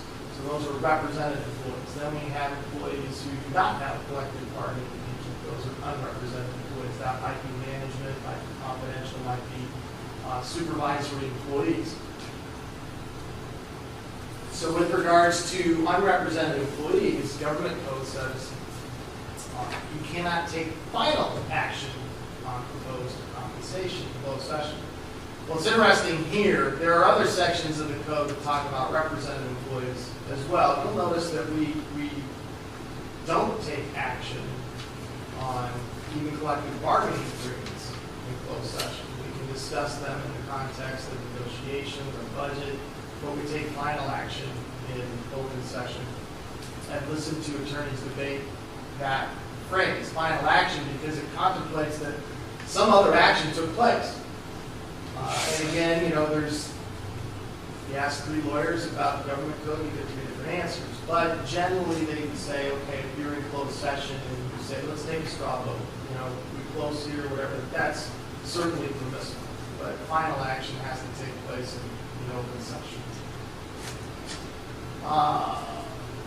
The government code talks about pretty specifically what the agenda needs to look like, and we'll come back to agenda development in a moment. Just as you have to say who the designated representative is, you have to list the position of the employee who is subject to the negotiations. And the legislature was so adamant about not wanting final action taken in closed session, they didn't realize that they voted on something twice and added it in 2 sections of the Ed Code, so it also is found in 53-262 you see there. So they definitely want to make sure that boards of trustees are voting on compensation changes in open session. I believe 53-262 was added after one of the scandals like Bell or something like that. You know, Recently? Bell was- yeah. Well, recently being Bell. 5 or 6 years ago. I mean, it's been a while. I guess they now. just went to jail. Yeah. So then in agenda development, we rely really on two sources. California School Boards Association, I've been to a number of their conferences, workshops. I've been in the board president workshop, and I'm going to say at least twice, perhaps 3 times, which is for me the most valuable one that they do. We look at their publications, and we, for the most part, follow their templates. We don't use their agenda online product because I don't find it helpful. I find it cumbersome and not as, quite honestly, transparent as the way we do it. We could consider hyperlinking and doing different things. We do it high tech and low tech at the same time. We also rely on our legal counsel, Dan Swallow and Kelly, and they have a handbook that we use for agenda development for both open session and closed session. That's posted on the district website now, and additionally, we sent that to all of you as a PDF, so that's something that you can take a look at. When it comes to closed sessions, the law is very specific as to how we need to phrase things. So if you were looking at, we're talking about the June 10th or the June 24th board agenda, the law is pretty clear about what's listed. There's actually limitations as to how much can be listed. For instance, in an open session item, we can only have 20 words just describing the potential action that you're going to take. Now, this is one of those ones where, you know, you get involved in an election, you know, Tiger and Park Unified Councils, I believe one word, but, so there, it's not, you know, there's a formal process that we have to go through to develop those. So then passport agendas that included or did not include, quite frankly, discussions or action related to the superintendent's compensation are included in a binder, so we have this now as a resource. And we use 2003-04 as a base year. I mean, we could go back forever, but that would have been the contract that was developed for the superintendent at the time, Dr. Wampaw, at the time, Mr. Wampaw, forward to present. So in this binder, you have every contract, every addendum, and then as best that we could match it up. And I'm going to say at times it was a little bit difficult, the board agenda that would have supported that change, and then the minutes. So it's a big document. We didn't want to kill a bunch of trees. We will make a PDF of it, and we will post it so we have that historical perspective.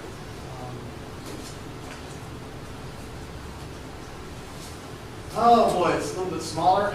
Salary history. So in Code 304, in our base year, you can see that Mr. Wampaw was at $136,350.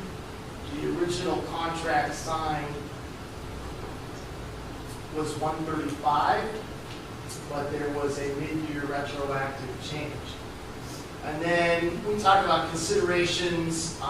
Some of the stuff you'll see in notes. We focused on salary, but there are other forms of compensation. For instance, $300 a month there in auto allowance. You know, 5 to 6, a stipend added for an MA, the same as other certificated. None of those are reflected in that salary figure. Those are all base salaries. So if you look at that 2005-06, that 141,163, that would have had, in addition to it, $300 a month, you can do the math, of auto allowance, and it would have had whatever the stipend for MA was that year, probably about 1,200. So you can see 0607, there was a raise in the auto allowance, and then another additional form of compensation, $200 a month, TSA, tax shelter annuity, and then an additional $5,000 for professional development. So those were the figures for Dr. Wampaw when he left the district in 0607. So that would have been $760 plus those other items. Then we transitioned to Dr. Brankovich in 2007-8, received her base salary beginning point plus the MA. Did not see a clause regarding an auto stipend. And I forgot to point something out, again, it comes up in the considerations as well. Some of the raises that took place were automatic in that a clause was put into the contract, and both Dr. Wattpaw and Dr. Brankovich's contracts regarding other management employees got increases, they automatically got increases. That becomes a little problematic with the government code, so we'll come back to that. And then 2008-9, there were some changes between there and 2009-10. It was addendum number 2 of 2009-10.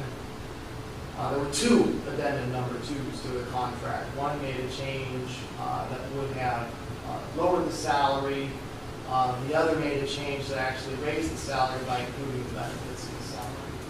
So one was signed, I believe, in June 2009, and the second one was signed in October, and those are in the binder.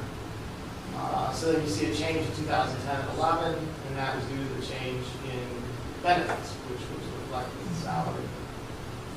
Then 2011 and 12, Robert Haley, sitting here today. The first one, the 11-12 salary, I should have pointed out, was interim. So I can't speak to the years before myself, but my negotiations were through Dr. Brankovich. So I was assuming she was the board designated negotiator. We talked about what was realistic. We talked about the situation the district was in. I can say I don't know if it would have been shared with the board because I would have no way of knowing. There was quite a bit of talk about, this is not a realistic baseline for a salary for this district, but on the other hand, we've got a pretty serious problem going on here. Then we signed another contract for the following, a new contract that began in, its effective date was July 1, 2012, as superintendent. That had a $5,000 change. That remained in place in 2013-14, and then the board action took place. Are you going to go through how these were agendized, just so that I can have an idea of what, from a historical perspective, how it was done to where we are today? Because I know that we've talked about last meeting, the transparency. Pass the book around, I can't go through every single page because that would be difficult. One of the things that we noticed that there were times the agenda was listed evaluation, and then action was taken on compensation. So I would see that as problematic. That would be one of the things that we noticed. There was another timing was hard to match up the contract change with the agenda with the minutes, what may have been reported out and how it was voted on. And I'll point out, if you go back in time, I mean, you can I often say in special education, you can open up any student's IEP and find problems. But just trying to get an analysis here. One of the issues, concerns that was raised that was somehow different or not transparent or whatever the case may be. So we just wanted to go back in time and see how it was handled in the past. I mean, from my own perspective, I only know from 2011 forward. I don't know what happened prior to 2011, but I would be interested in looking at the book so that I can understand, if indeed what you've described is the correct way to do it in 2014-15. Was there any change in how you would do it prior to 2014-15? I mean, I know that we spoke to council and developed what she thought was the appropriate way to agendize, because I specifically asked you to do that. Correct. But I don't know if that changed prior to this year. Yes, well, that was when when I was negotiating with the district in April of 2000, did we include that one? My original interim? Okay. Yeah, I was concerned as to how it was being posted and agendized, because my understanding was it needed to be a little bit differently. The only change was in the 2014-15, our council's saying, show a more explicit way of taking final action in open session, and having that action take place on the agenda in a different part of the agenda. Our district, I believe, in the change from the interim to the superintendent contract, did it like many districts do. We had it agendized in closed session appropriately. You took whatever deliberations you took in closed session, which I was not a part of, and came out, and you didn't report out action, because you can't take that action in closed session, but you took the action in open session. So one step more from that in terms of agenda development would be actually listing that open session action more explicitly. So we've done that. Has there been a change in how to agendize closed session items? Or has that been continue? I'm just looking at one where there's no closed session agenda, but obviously something transpired during closed session. So has there been a different way to agendize closed session items? There haven't been that many changes in the government. So you hear about the Brown Act, right? Is that? Yeah. Right? So these government code sections are essentially the Brown Act. And they, like the state, they rarely take away, they add. Yeah. So things have been added to the Brown Act, like 53-262. And then, of course, there are always court cases that inform, or attorney general opinions that inform. So when we get to considerations, but we can talk about it now, compensation changes that are automatic, pretty much any legal counsel now would say you can't do. Meaning tying a superintendent salary increase to other management employees. No, you've got to show that you agendized it. You've got to show that you took final action in open session somewhere. You just can't automatically have a salary change in years because somebody else's salary changed. Another thing that's gone away, not regarding compensation, just contracts in general, what are called evergreen clauses. So those that we're talking about, usually called YouTube clauses. Another clause that has been used, and I believe Dr. Walkenpaw had it. I'd have to go back and look at Dr. Frankenbich, would be evergreen clause. Meaning, if something happens, we add another year to your contract, usually a satisfactory evaluation. Those are not allowed either. Again, you have to take specific, agendized, open session action to make that change. So, I go to my own workshops and get the other perspective, the superintendent perspective, contrasted with the board perspective, get admonished by attorneys and go for certain things. Don't be talking about an evergreen clause. Don't tie your compensation to automatic increases. Those are problematic. I just have one other question. Is it typical? Well, your question I didn't specifically answer on the agendas. I see it was a different best practice format. to do that checklist format. Yeah. That's not advised by our council, and when I was still a member of the public, it was hard for me to follow coming to board meetings during that transition period on what some of the items were going to be. I'd like to see them more explicitly listed, so we switched to that. We switched to the format that I've learned from CSBA, and she's gone to the CSBA Executive Secretary. So that's, we're not using the agenda online, but we're using their system. So I just have one other question. In 910, there's a change to basically move benefits to salary. Is that typical? I'm not going to say it's. I can't speak to that necessarily. I It's say typical I've heard of private being business done. done in the city of Santa Rosa all the time. Yeah. Done in other government things all the time. our fire union and police union really going to do? I don't know how PERS feels about it, but STRS has, I mean, isn't that sort of benefit spiking? I'm just trying to show this. I mean, your salary, I mean, you're sort of, you know, I don't know, Benefits are not Well, you're spiking spiking when you for go salary, from one right. city manager job to another city manager job in your last year and get a $50,000 or $100,000 raise for 1 year that establishes your compensation for everything. That's what I would perceive as benefit, as salary spiking. STRS has an expansive movement. I don't really want to. Okay, that's fine. I don't have any other questions. All right, so then into considerations,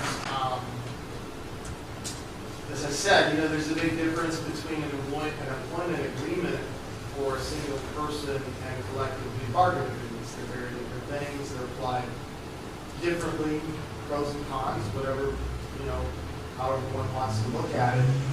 I would say the number one difference would be what you see there in number 2, which is permanent status versus early termination or non-renewal. If you have a single contract employee and focusing on the superintendent, even if there's a contract in place, there's a clause for early termination. Thanks for being here, but we'd like you to leave. The protection that the superintendent has is that they get the balance of their contract paid out up to a maximum of 18 months. So let's say you have more than 18 months left on your contract, but the board would prefer you just go away. They've got to pay you that 18 months in salary and negotiate some sort of settlement, and then you have nothing. Good luck. Hope you can find another job. You don't have any rights within that school district. So that's very different than having permanent status, where your compensation may change, but you're going to have a job. Now, the one caveat that I would put to that, and I've never heard of it coming up, and I'd have to go back and look at Dr. Brankovich's contract carefully. If you've achieved permanent status in a district, well, then that's a little bit of a tweak. So, for instance, just as an aside, we have an employment agreement rather than a statutory agreement with Dr. Kaufman. And as a certificated employee, she doesn't have permanent status because she's never served here at a site or served here as a site administrator. So the same thing would apply if we gave her the notice called for a contract and said, well, thank you for being here, but good luck, go somewhere else. She doesn't have any bumping rights. Whereas if you promoted somebody up through the ranks, maybe they were a teacher, maybe they were a principal, they can recite tenure. So if you decided they weren't the right fit as an assistant superintendent, you would issue them a notice before March 15th saying, well, we just don't need you as assistant superintendent anymore, but they would still have their employment rights in the districts. So then salary schedule is another generally significant difference in terms of what we call step and column increases. Now, there are superintendents that have negotiated salary schedules. And in fact, years ago, when I was in Hughes Elizabeth Lakes, I had a salary schedule. If we were to contemplate and think about doing something like that in this day and age, I would say I would want to consult with an attorney because I don't know that that would be allowed under the new way that the government code is being interpreted. So then, I think it is good to talk about a little bit about step and column and what that looks like, because that's something that's we talked about a lot. What it looks like. So I'm passing around a spreadsheet that we picked 21 teachers in the district. We redacted all of their names. I would point out that all salaries in school districts and government agencies are public records. Individuals in public employment are public records. With that said, I don't mind picking on myself, the superintendent, but we prefer not to do that with other employees. So you see teacher 1, teacher 2, teacher 3, teacher 21. Pick the base year of 2010-11, and this was going to be too many numbers to put on the table in a presentation. and then compared that to 2011-12. Is this including benefits? No, and you'll see a note at the bottom, and it also doesn't include, just like the, so to compare apples to apples, it doesn't include the MA stipend, it doesn't include if you got a department chair stipend, a coaching stipend, a leadership stipend, hourly pay, it's just the base salary. So comparing 2010-11 to 2011-12, in the first row with teacher 1, you see the salary changed from $50,974 to $50,802, minus 0.34%. Well, that's a little bit different than what you might expect, and that's where a change in step comes into play. So there was additional decrease in the number of pay days, and there was a 2% salary reduction, but in this case, whoever teacher 1 is, that was offset to some extent by, I'm going to guess, by that amount, step change. So then you see in 2012-13, another change in salary to $54,770.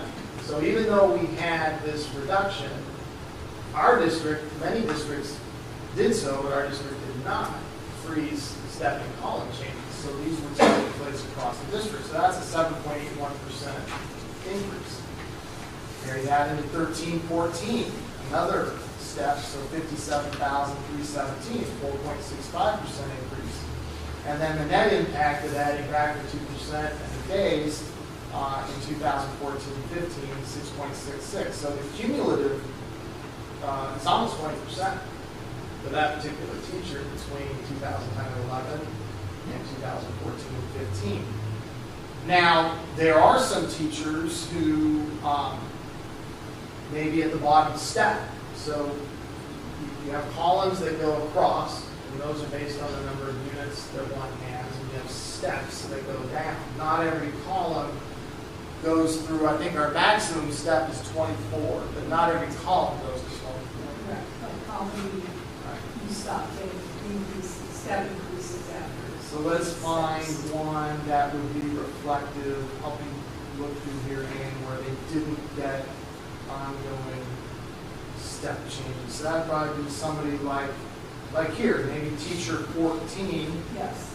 So they were at 72,780, and you can see they faced a bigger decrease because they lost the days, they lost the 2%, and had nothing to offset it.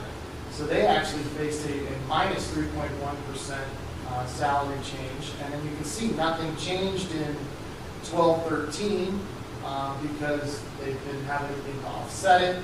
In 13-14, that would have been the adding back the Common Core days. So they did benefit from that. And then in 14-15, the restoration. And so you can see, yeah, what we've done has impacted employees very, very differently. In looking at the collectively bargained agreements, all of them, the salary changes that were negotiated were different. CSEA was different than RPCEA, which was different than SEA, and which was different than how management and confidential and supervisory employees were changed. So you can see that, yeah, these are all very unique. If you look at the biggest would have been teacher 10, who had a 4.77% raise, then a 9.61% raise, and a 9.41%, 6.66 for 34% change in salary since 10-11.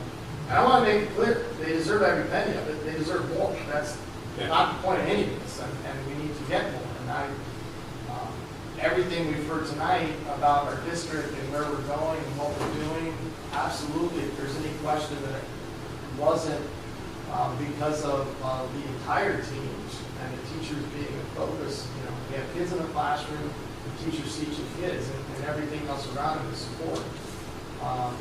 So this is just, hey, let's just go through it and see what it looks like. But absolutely, every penny has been earned, and they should have more.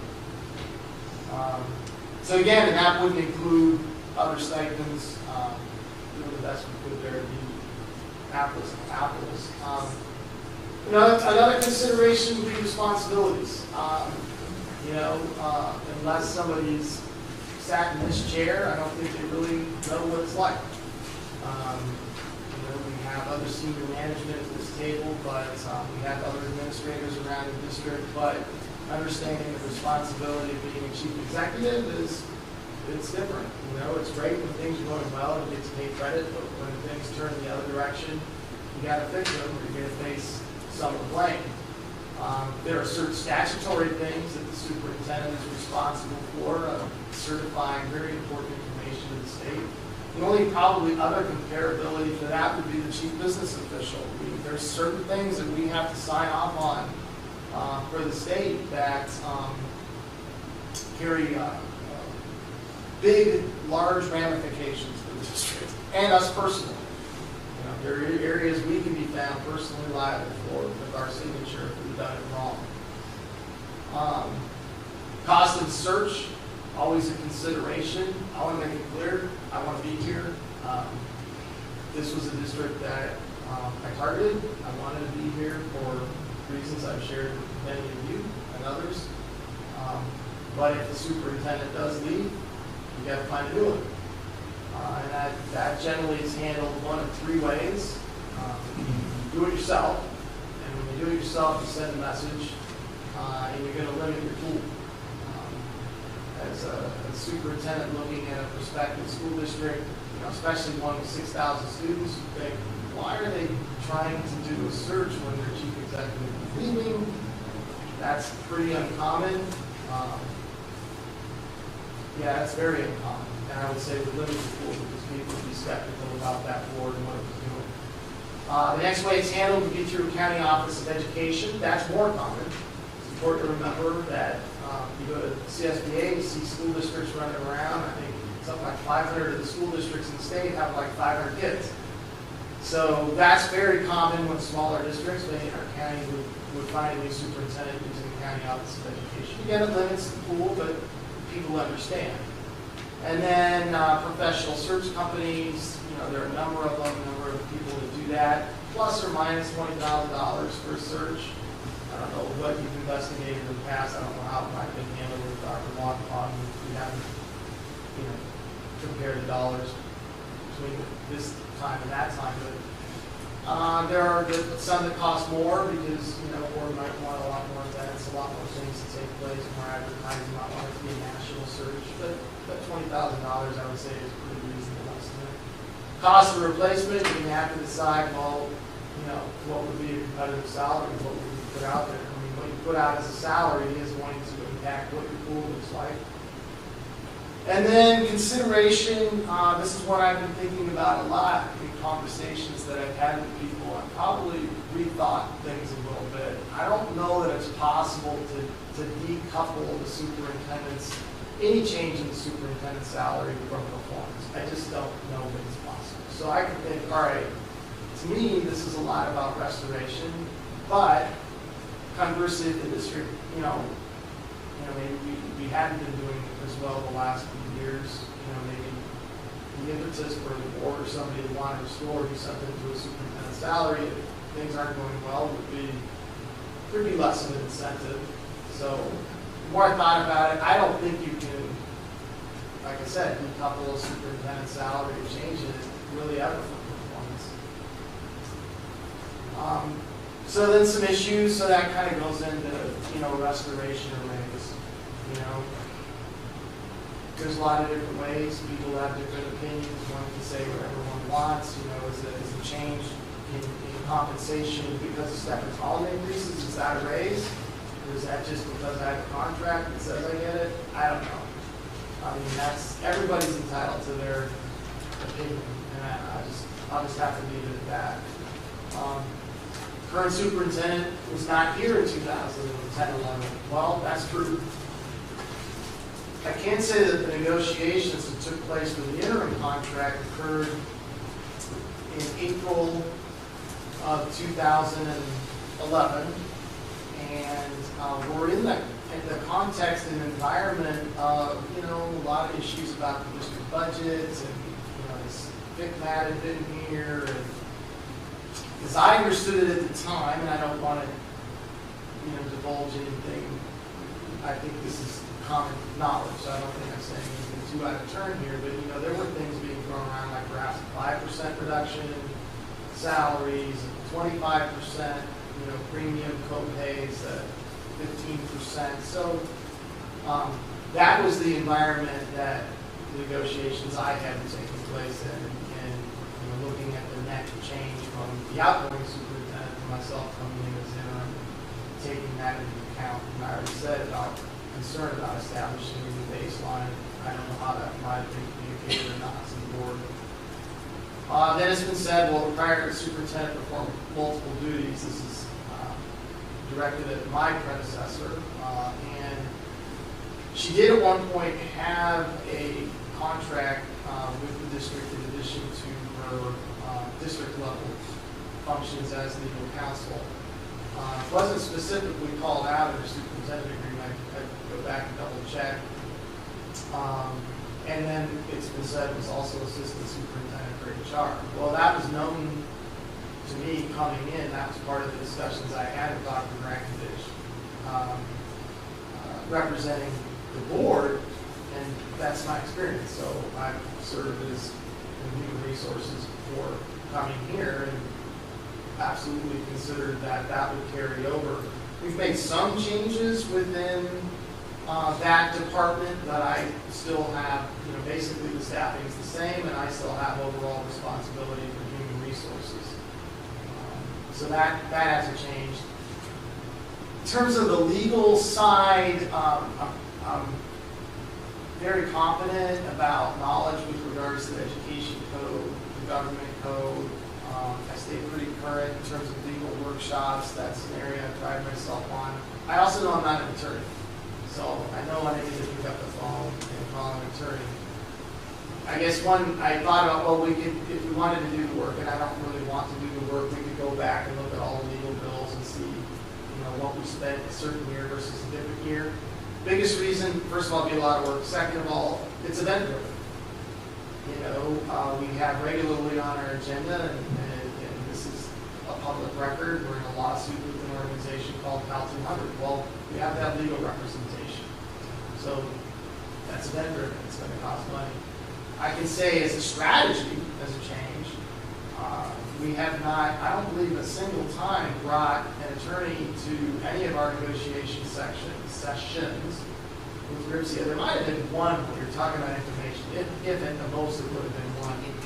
We hadn't with classified bargaining units, but over the course of the last year, we've decided to make a change in that. They just raised a lot of issues, legal issues, so it's just easier to have our attorney there. But I've never believed it's helpful to have an attorney at the table to negotiate. I'd rather negotiate directly, or my representative directly with, specifically the teachers union. I think it promotes a better dialogue, and better understanding, and better decision making. They do bring a labor representative, but it's not an attorney. So that's kind of all we got on that. And then, of course, timeline and transparency. I'll get on those in a second. And then I already really talked about there are other forms of compensation. So the timeline, I can only speak to myself. I didn't go back to I think I've already highlighted how the interims negotiated, but in terms of the salary change, I'm going off memory because I didn't write any of this down, but to the best of my recollection, I know I was approached by individual trustees in the summer of 2013 asking about compensations and changes. That was the summer that we did add back in the 3 Common Core work days. Made the decision that, our focus, my focus, was to get us to the point where, at a minimum, we would be doing restoration. And any change, compensation would have to take place after that. But that's where we needed to get. We needed to honor the agreement from 2011. Even though Chief worked through the entire summer doing Common Core planning, in discussions with Dr. Kaufman, she felt it was important not to change herself as well. That, yeah, we're doing Common Core, but we're putting those work days onto our teachers, but not ourselves. I don't believe any other conversations took place. If they did, I've definitely forgotten them. Because that was my position. Then we would move to June of 2014, and I was approached by the board president. We've been doing some research. It was after, or on the day the agenda was posted for the June 10th board meeting, and we had a discussion about the fact that it was not agendized for certainly a change in compensation, that my final evaluation for the year was on the agenda, and based upon, and I double checked with the attorney just to make sure I forgotten or gotten it wrong, that yeah, in the context of performance of the superintendent, we could talk about, in broad terms, a compensation change, but not in specific terms.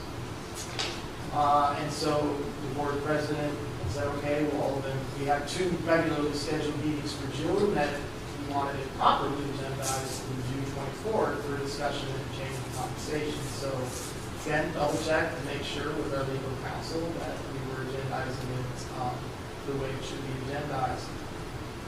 So the agenda that you see is what we were advised to do based upon our own experience and what we were advised to do with our attorney. There wasn't a final discussion of compensation change until that tonight. And again, I don't know, and I'm not asking you to divulge the contents of your closed session discussion, but the superintendent can't be present. So, and then, you know, to wrap up, transparency, and I guess back to other phrases, you know, what constitutes transparency? Everybody look at that differently. What constitutes sufficient textbooks? That's a good question. I can say, you know, as superintendent, sometimes it's not easy being on the hot seat, but that's the job. I've chosen it, I accept it, I enjoy it, I hope to do well, and I hope that benefits the board of trustees, and I hope that benefits the district as a whole. But like I said, you know, people can try to walk a mile in somebody's shoes, and sometimes it isn't easy. I don't know what transparency has looked like here in the past historically. I'd have to defer to people who've been here. In my experience in other districts as superintendent, I've dealt with the board, I've dealt with the board representative. I've never really gone out anywhere else to deal with any of the parties. You know, that's just my experience. What should transparency look like moving forward? Well, I thought tonight was helpful. When I see something like this, my inclination is let's just put it all out there. And, you know, not everybody's going to agree, but let's put the information out there. I'm happy to add this item again as part of 12A.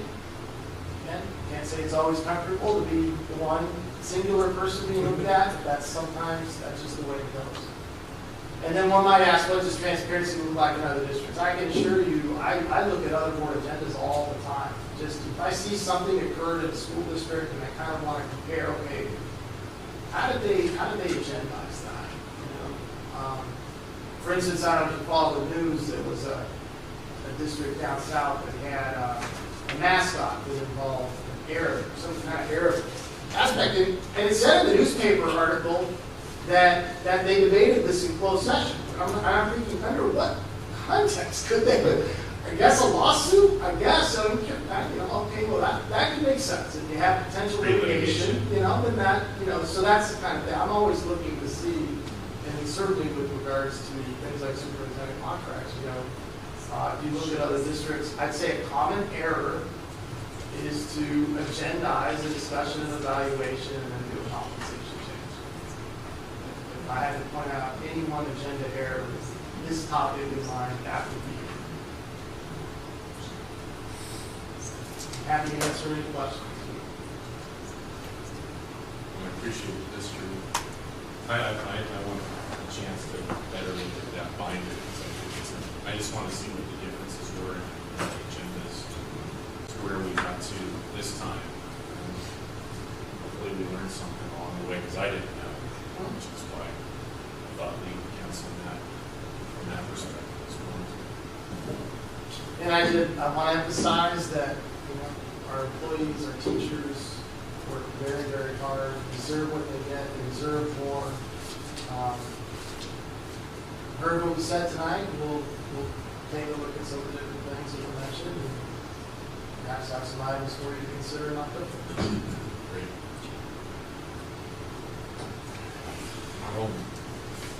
All right.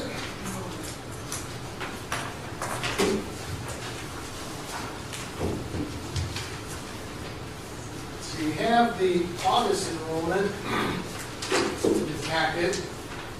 I can take any questions on that, and I also have a little bit of an analysis. I want to emphasize that as a superintendent, as an assistant superintendent, both, I've always had this in somewhere in the agenda. I just think that it's important we're here for kids, and just, I don't know, for me it's always had some sort of symbolism. It's also here for other reasons. You can see trends over time, and we also can look for, wow, that's an anomaly. Does that make sense? You know, so they're often revised because we see them. So I'll say a couple of things today. It was just, you know, I guess when you're an accountant, you look at more numbers than non-accountants. But it jumped out at me that when I looked at August of 2014, our secondary count was 1783. If you went back and looked at August of 2013, it was 1783. Now the numbers to get there were different. Let's take a look and see what some changes are. So if you look across the first row there, total K-5, we've added 57 students. And I've got a caveat, it's changed since August 31st. And our enrollment goes up and down every single day. And I'd like to point out, to me, there's a symbolism of having it in here. Seabeds will be coming up. But the big number is what we report to the state in our average daily attendance. That's the hard and fast and real and true number. So 6-8, we went up 36, and there you see 1783, 1783. So one might ask, well, what's going on there? We've actually moved students at the secondary level and specifically at Rancho County High School off our books. So you've seen the students in Rancho County Flex. Awesome program. They want to come, they want to earn credit, they want to graduate, they have plans. But unfortunately, we have other students that we can't get to attend, maybe don't know where they went, and yet we've carried them on our books. So they showed as part of our enrollment, didn't benefit us when we report average daily attendance to the state, because just because you're enrolled, you only count it to show up. And if you're in a continuation class environment, you only count it to show up and work.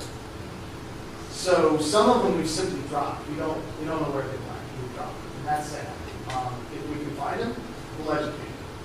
Some, although it hurts us in our enrollment, I'm not sure how it's treated for ADA purposes. We've helped go to the junior college gateway program. You get money. Yeah. We So let them go bad for and us. say good luck. Bad for us, but very good for them. We weren't what they needed. They weren't getting from us what they needed. And actually, every report I get out of San Jose, they just think this is the greatest thing. They're turning some kids around. They know they have immediate work to do, but they feel like they're in that adult system, so they're likely to continue on. Another area where we take a hit is we've canceled students in the California Conservation. And I'll tell you this, we met the assistant principal who's working with coordinator Lori Chris with RC Flex. It's all these very personal. Every single kid knows their name, remembers what they were like before he could, lost track of them. And so the same thing with kids that we cancel into employment. They look like a dropout, and we're not going to count them for enrollment. But it's better than not.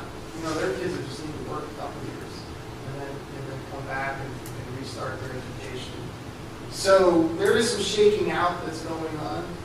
I think the long-term trend will be between a Phoenix program and our RC Flex program that we're not going to end up with these kids who are 17 with 20 credits. We're going to be getting them what they need much, much sooner. No, it's interesting in this report. So that is, well, I mean, you can see in 9th grade, I don't know if that's an indication of an enrollment increase in tech, or if we're seeing a combination both at Rancho and tech. But that's huge to see a big number in ninth grade, because that used to be a negative number, because that's when kids left. And so I can only commend whatever has happened. Well, seventh grade, there's a lot of K-6 districts where kids are, in the sixth grade, and it looks to me like they're coming back. Pengrove, K-6.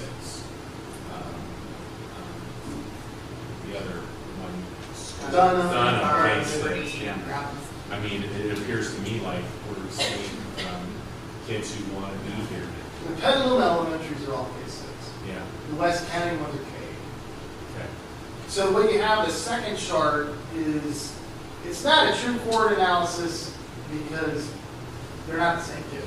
Yeah. But it's a simple one looking at, okay, so in 2013, if we had, because we really have to look at trend numbers throughout the year. It's simple. So theoretically, you think, well, if we had 444 kindergartners and none of them left, we have 444 first graders, right? Well, we lost them. So that makes me think, okay, let's go back and figure out what happened. We lost 13 students. They're still kind of small enough, we can almost look them up.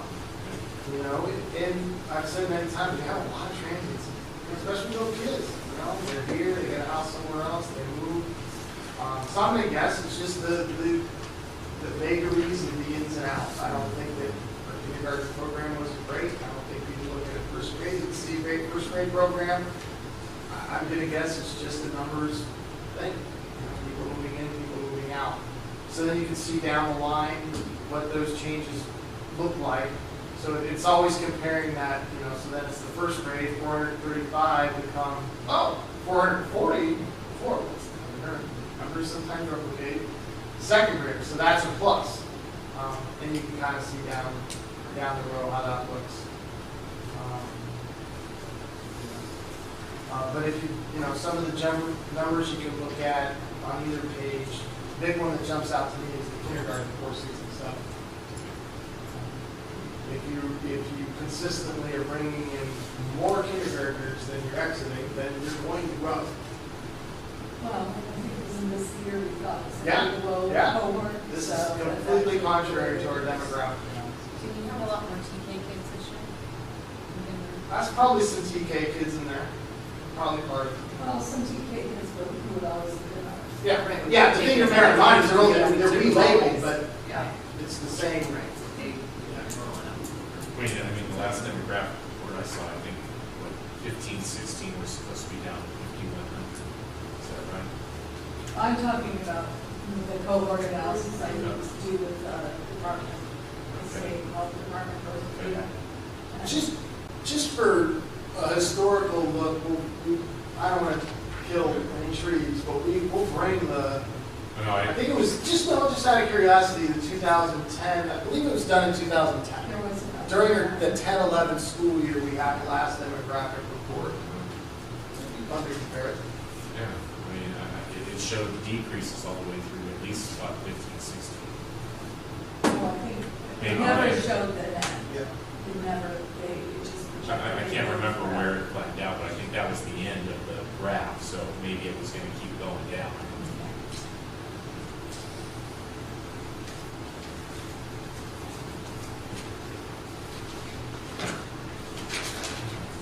Any other questions? Item 12B, public hearing on revisions to the Local Control Accountability Plan, LCAP. Opening the hearing. Closing the hearing. Item 12C, adoption of the Local Control Accountability Plan, LCAP for 2014-2017.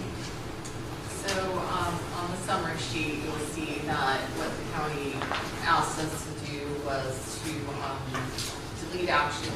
In our planning, we use the initial LCAP as a thing. So let's capture our goals, let's capture the actions we would do, and then if something isn't funded, let's make a placeholder for it. So we'll say it's TBD, or we'll designate what we think we would fund it with.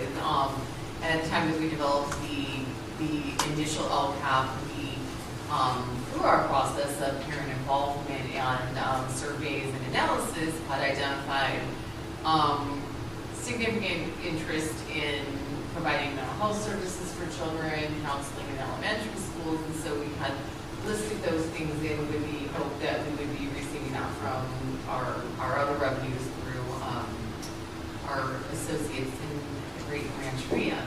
As it turns out, we will not be receiving those funds, so we were asked to eliminate those unfunded items from our plan. I'm torn on that because to me, those were the stakeholders that was kind of to help us prioritize, and it was, again, for me, the intention of a plan is to plan. And Dr. so, Kaufman, let me jump in with an editorial statement. So with the LCFF, county offices were given a new tax, just like with their budget, they have to approve our LCAP. Well, there's 58 counties in the state. Interestingly, some counties are single districts, so they have to find another county superintendent to approve their LCAP. That's just a little fun stuff. And everybody's doing it different. So there's a little bit of a frustration on the parts of county offices of education, including our own. I was at a rather candid and heartfelt discussion among county staff and superintendents about how we thought the process went this year. And so it is frustrating when you're being told one thing here and in adjacent county they're being told something completely different. I feel for the county offices because and I know the people in our county office, and they just want to do the right thing. They don't. I'll admit I was a little bit more free to be cavalier. I think the state did the wrong thing in adopting the LCAP in the first place, but with that said, we have it, so let's do it. And there's some people in the county office who want to believe that they're doing it correctly. It was a challenge to them. I don't think in all areas they did it correctly. But with that said, I don't think they did it through any ill intention. For instance, how they noticed us that they want us to make changes. I don't think to this day they've ever actually followed what the code and the regulations say. But we've complied with them anyway. We're trying to be blunt. But it's frustrating for county offices. I appreciate your empathy for opinion. Mixed messages. I'm really glad you have empathy. Kind of speechless now.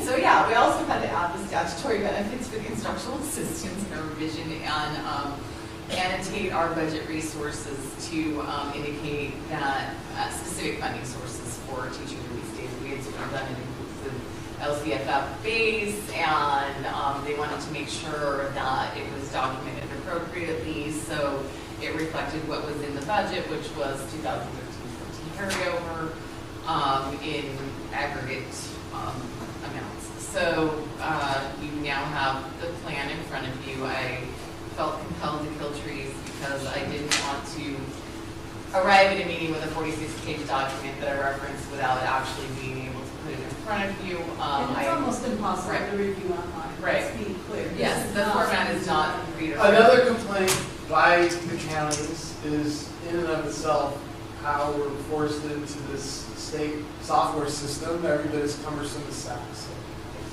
No, it's not. More cumbersome, less cumbersome. No. All right, in the cumbersome spectrum. But the thing is, this is going to change. We've already been told that we'll be doing it, Elizabeth will get to work in something different next year and perhaps. So I'll be doing a lot of high-level cutting and pasting with my doctorate. That's, the really great thing is I get to bring in instructional materials. Make sure it's all uppercase or Forward. lowercase. Right, yes. I get to do all these things, that are such higher order, they are so fulfilling to my destiny as an educator. So yeah, thanks for your empathy for the county office.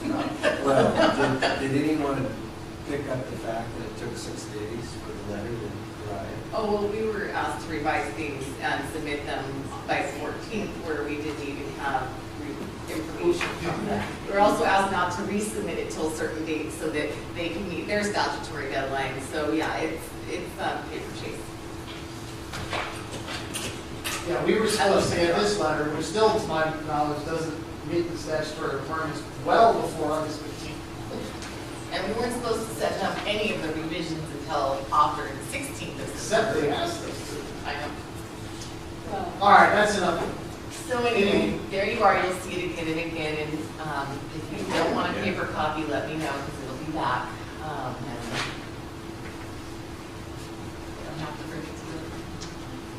And I think one thing to note though, even though you would think that this document is supposed to include everything you do, oh no, federal programs are not allowed to be put in here. So if you thought that it was going to pull everything together, no.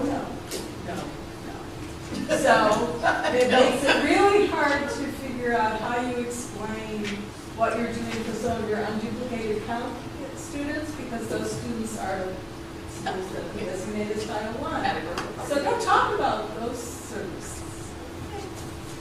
Oh, and then we get the federal program one, I too, so, yeah. I'm figuring another set of rules that contradict the other. Yeah, really fulfilling. So virtually the LCAP gets in the way of doing the job, in the way to educate kids. Pretty much, unless they would let me use the LCAP in a way that would educate kids, yeah, I mean, the challenge is when you're asked to go through a whole huge process of surveying your community for what they want, and then you're told to cut out the things you can't afford for your community. It's kind of like, well, and I get to do it again this year, starting November. So, yeah, I can list that we want more instructional materials and we want things, but if I don't have any money for it, I can't do anything with it, so.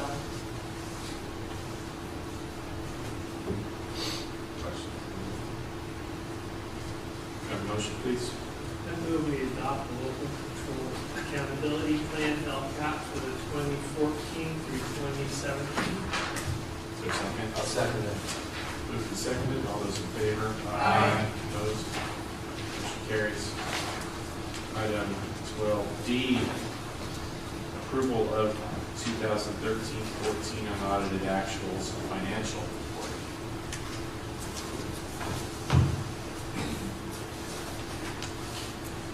So first, because I usually forget to do this, I would like to thank my staff for all the hard work they did to get the books closed. Our director of fiscal services, Wendy Wood, this really was a yeoman effort. This year, perhaps more than ever, because we had some understaffed turnover that severely impacted her time, and also my secretary, Chelsea Crockett, who came in on Sunday. She moved the funding. So I appreciate their dedication. So every year at this time, we bring you the unaudited actuals. This is exactly what it says. Our auditors haven't been here yet, but this is our report of how we have closed the books. We don't normally have audit adjustments. The only year we did it was when the state did their flexibility transfers and everything in the middle of the summer, and every district in the state of California had audit adjustments. I was not real happy because it's going to come pride to not have audit adjustments, but it is what it is. So these are the lovely, lovely, lovely SACS forms. So small you can't read them, and supposedly the state's going to work on new software someday that brings the terminology into compliance with the local control funding formula, because of course everything in here still talks about revenue limits, but we don't have revenue limits anymore. I'm expecting, hoping that at some point in time, they'll come up with a form that we can use to explain our revenue under LCFF. Right now, what we put in here is the spreadsheets from the QuickMath calculator. This is not what the CDE does, and so our numbers typically don't exactly match what the state calculates at the end of the year. It's close, pretty close, but it's really fun that they're different. The calculator is getting better, so you can actually read it, not like an adoption, but it is still, there's just a lot to it. The calculations are really complicated, and it seems like the state should standardize something that all districts would use that would be kind of a high-level summary. This is very, this is not the entire calculator. There are many more tabs, and it's a bunch of linked Excel spreadsheets, but it's still kind of a mind-numbing amount of detail. So I'm not going to go through that because it's long, and it's not that instructive. So just quick summary. We talked about this, last year and same thing. Our general fund is what we really focus on because that's the money that operates the district. We have two kinds of money: unrestricted money, which at this point is the much larger portion of our budget because the categorical programs have been collapsed into LCFF.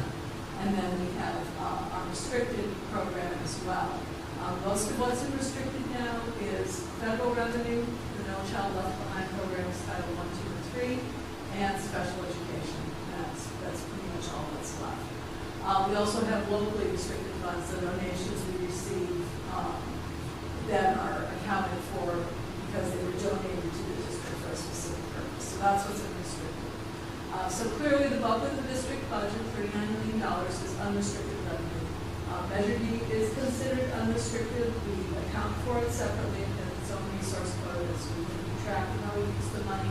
Unrestricted lottery is also in that code, and then we have some codes we use just for our own internal tracking of things. For example, to keep track of the supplemental grant money under LCFF, even though it's not required, it's not restricted, but you better be able to report what you did. Expenditures, obviously, as a school district, the largest expenditure line is certificated salaries. That would be teachers as well as administrators, psychologists, nurses, all those kinds of folks. Much larger unrestricted, restricted would be special education classes, principally also Title I education teachers. So those. Classified salaries, basically everybody else in the district. So unrestricted is mostly the operational kinds of positions, so custodians, maintenance, site clerical, district office clerical stuff, as well as classified management. On the restricted side, it would be, and I take that back, maintenance staff is considered restricted. That is still an ongoing program that we're required to maintain because in the past we got state facilities money. And then, of course, classified people who work as classroom assistants and other special ed related functions. Health benefits, I focus on this because it's a big number and it's becoming a larger part of our budget. And as I say so often, we spend $1 once, but we're spending on health benefits that we can't spend on salary. So we're up over $7 million now in a year for benefits for active employees. In addition, nearly $1.2 million for retirees. We have never or not had money to set aside in current dollars to invest them as you would like to accumulate money to pay for that obligation over the time that people work. That would be something we will want to look at as we think about budget priorities in the future, because the dollar we save today will get us much more than coming up with $5 10 years from now.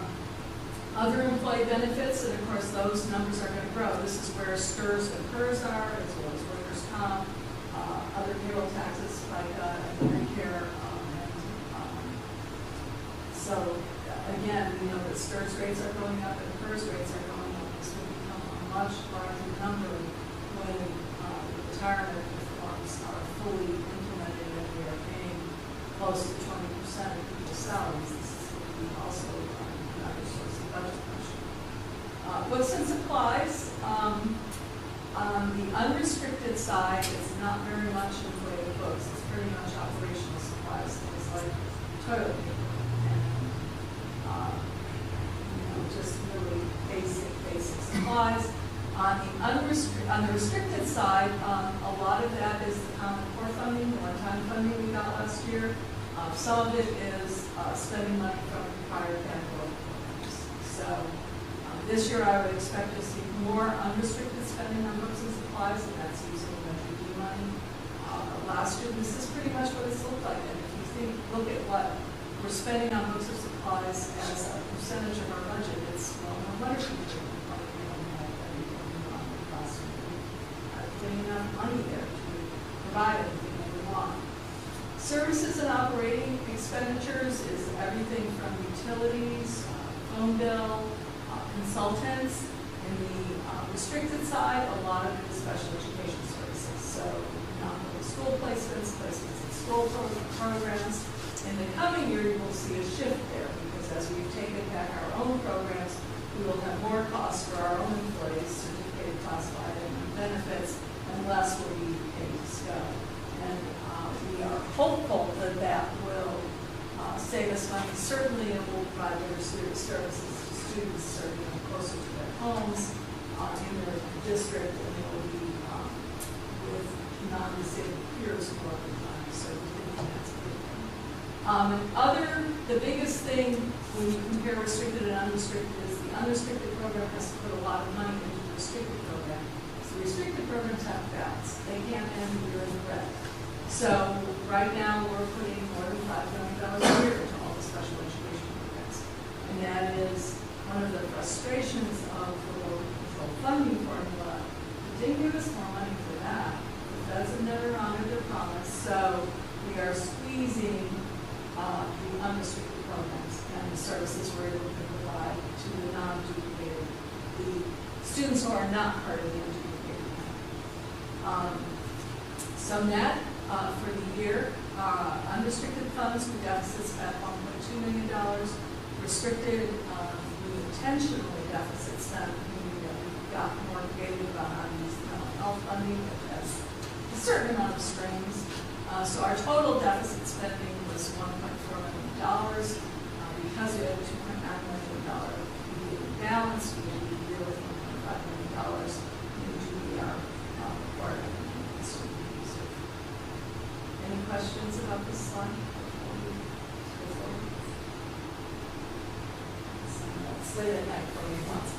How does it relate to, maybe the numbers are different here, but if I look at the unaudited actual 13-14, page 7 shows $1,977,655. So we're off. And unless you're not, there's some category on here that you're not including up there.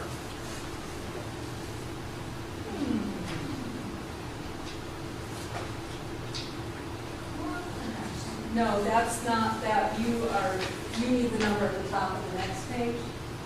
So that's before contributions. So Fund 40 receives our redevelopment money, and it puts. Okay. So yes, All right, you so look I'm at just- row E on the page. Row E on the following page is the number that matches. Okay. So that's, I just need to know. right. So the way we look at revenue is complicated. Our revenue from the state and feds is at the top. Other kinds of funding that are considered other sources of uses, which typically are coming from other funds of the district, those are shown in section D, kind of as a below the line item. So they are between operations and getting to the changing fund balance.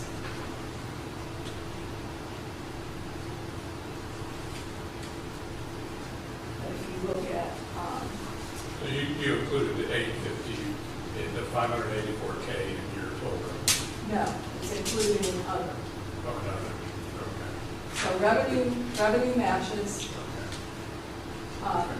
If you were to look at the audit report, the audit report moves things around quite a bit. Okay. But this is, I try to follow stats.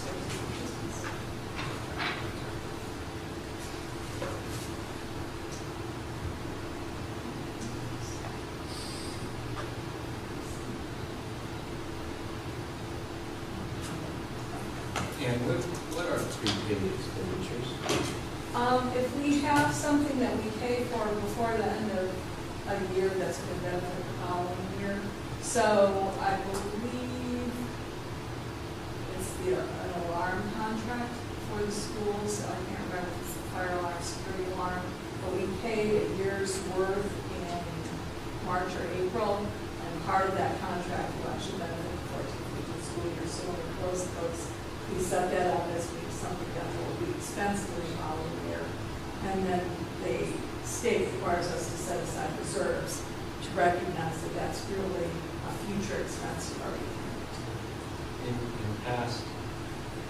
past reports of the unaudited actuals, I didn't notice that we had prepaid expenditures. I don't believe we did last year. Before last year, so we've got a different alarm company now, they've been merged and acquired, and the contract's running a different span. Prior to last year, the ARIES student information system contract renewed in March or April, and so we always had to prepay, and it was really a lot of work. So finally, we negotiated with EVO to align the contract year with our fiscal year. Most of our contracts do run on a school year basis, which is more logical and makes more sense. But the software, for example, that we use for the website or the student support, most of those kinds of contracts run on a fiscal year basis, and that's cleaner for everybody. From an accounting standpoint, any expenses you incur before the end of the fiscal year, but you're going to pay in the following fiscal year, what you encumber. We approve those, Accrued, yes, okay. they're considered allowable. Right. So if we have issued a purchase order before June 30th, and we receive the item of services we have to perform, The bills those get later. expensed in the June 14th. That's always tricky when you have construction projects, because you really Sure. then have to make sure you've got good cut-off. All right, this is just a historical summary that we've looked at every year of where are we with reserves. To me, I guess this would be the poster child for why the state's idea of capping reserves at 6% would be complete and utter fiscal irresponsibility, way beyond foolishness, because a 6% reserve for us would be, $3 million. So we probably have 6% $10. Well, it goes fast. It goes fast. And you look at the debt from 08-09 to 09-10, the fiscal crisis really hit, $3 million of deficit spending. That would be your whole 6% reserve. Then what would you do? That 6% cap would end up with many, many districts in the states needing to stay home. So I have confidence that either it will go away or else the state will never do all the things that we have to do right after we come up. They pass the law, they can change it. So what's important to note here is we have been spending down our reserves and we can't keep doing that. So we have been walking that very fine line of trying to use the money we're getting today to serve the students who are here now. And to kind of turn the district around, increase enrollment, which will lead to more revenue, so that then we will not have to keep deficit spending. So I think 14-15 will be another year of balancing, but I do think we will balance successfully. And then by 15-16, as we see housing come online, as we see the state hopefully continue to put more money toward the gap funding under LCFF, we should start to see improved results and be more comfortable fiscally. And of course, if the keys are properly sales, then I'm much more comfortable because that will enable us to fully restore our reserves. Any questions about this trend? The Special Reserve Fund, just as a reminder, is Fund 17. That money is kept in a kept segregated partly as a reminder that we need to have 3% economic uncertainty reserve as a year minimum, and we will get there. And again, board policy is 4%. So we'd like to see at least 4% in Fund 17 and then some also in Fund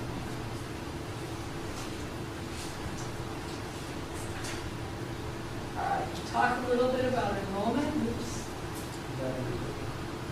So official enrollment is measured on CBEDS Day, the first Wednesday in October. I know we're not supposed to call it CBEDS Day anymore, but I can't remember. I don't know, there's some other cute name, I can't remember it. But anyway, it's the day when districts officially count their students, and then someone or someone spend the next 3 months trying to go through data and CalPads and clean up all the anomalies. Anomalies are things like a student who used to be with us and has now gone to another district, but we somehow didn't get the right exit code on them, so we can't both count them, and vice versa. They may come here and their old district has things.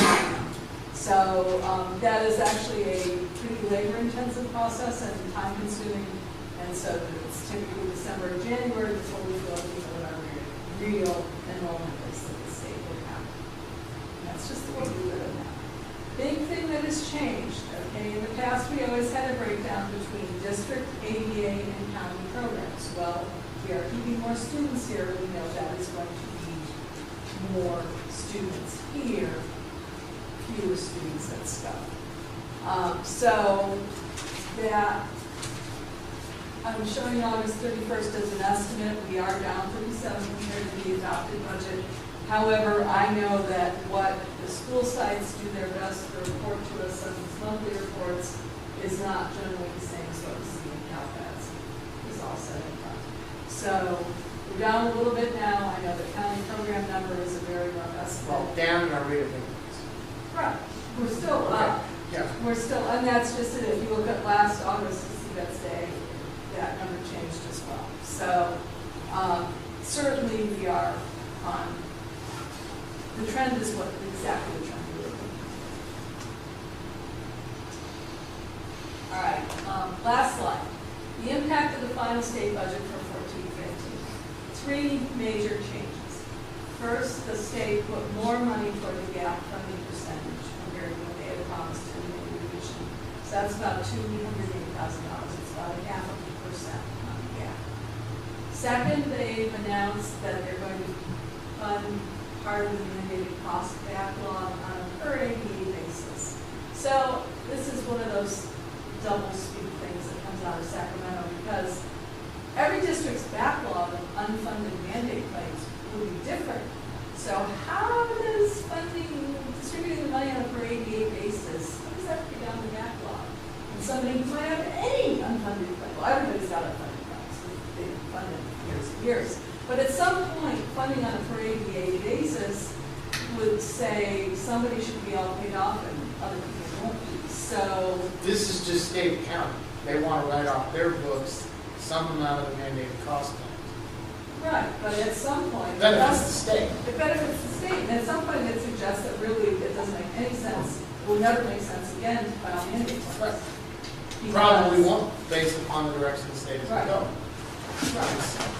Jerry said he wants to get out of that business. Yes. So all the districts who have been spending a lot of money filing claims and litigating with the state in court, some of them assert that they still think their claims will prevail. But I believe we will probably be facing a loss in some calendar, who knows, provisions, not just the good news, the May revision was a big shocker. If you'll recall, in January, the governor told us he was going to take a year to figure out the solution to the pension problem, particularly for STRS. Then in May, surprise, oh, we're going to start it July 1st. That was very shocking to districts. For us, it was about a $300,000 hit, and most districts had already settled with their bargaining units. It's like, how can you add this cost to us at this point in time? Well, in July, they decided, you're right, that is too much. We're going to cut it in half, which means you'll pay more later, but at least it gives you a couple of years to get ready and have the contribution ramp up more gradually.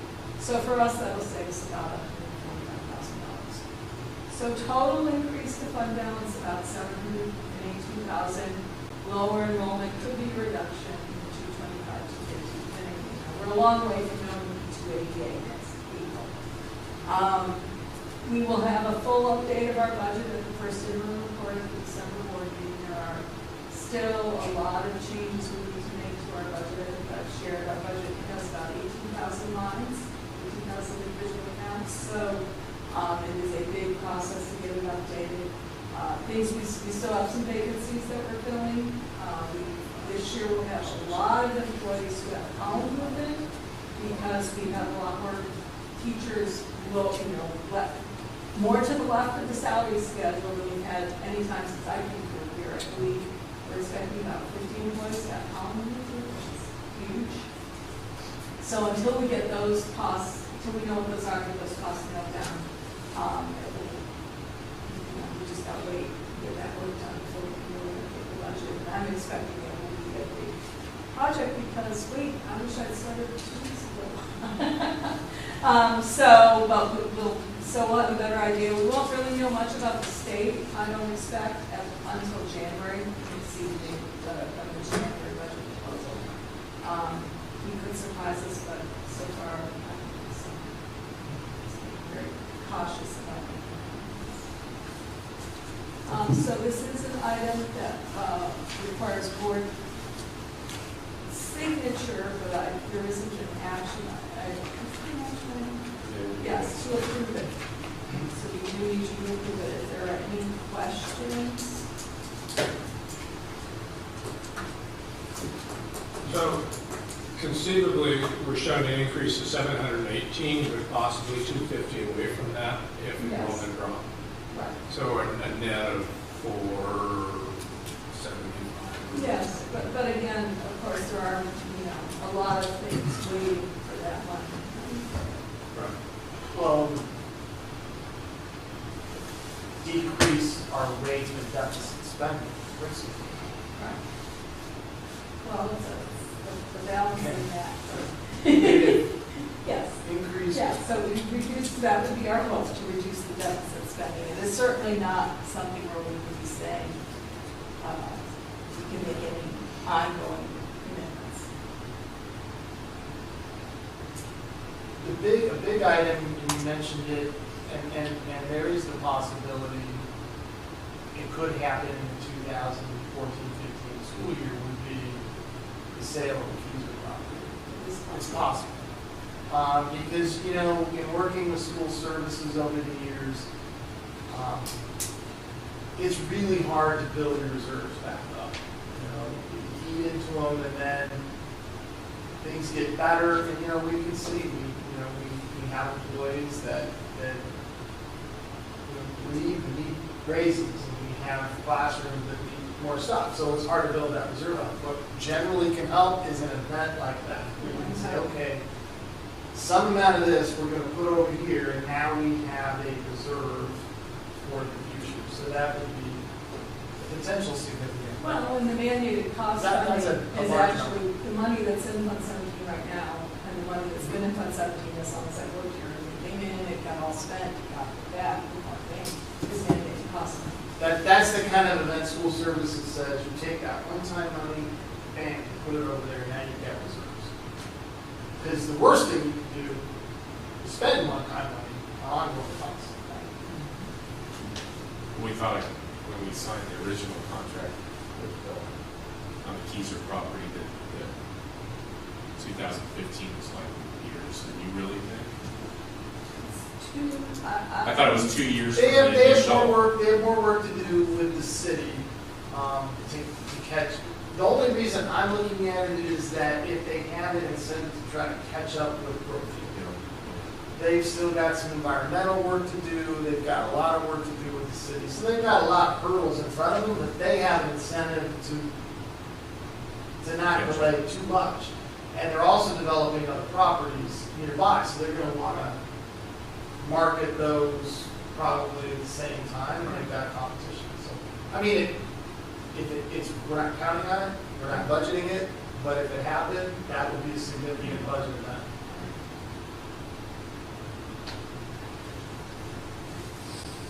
Any other questions?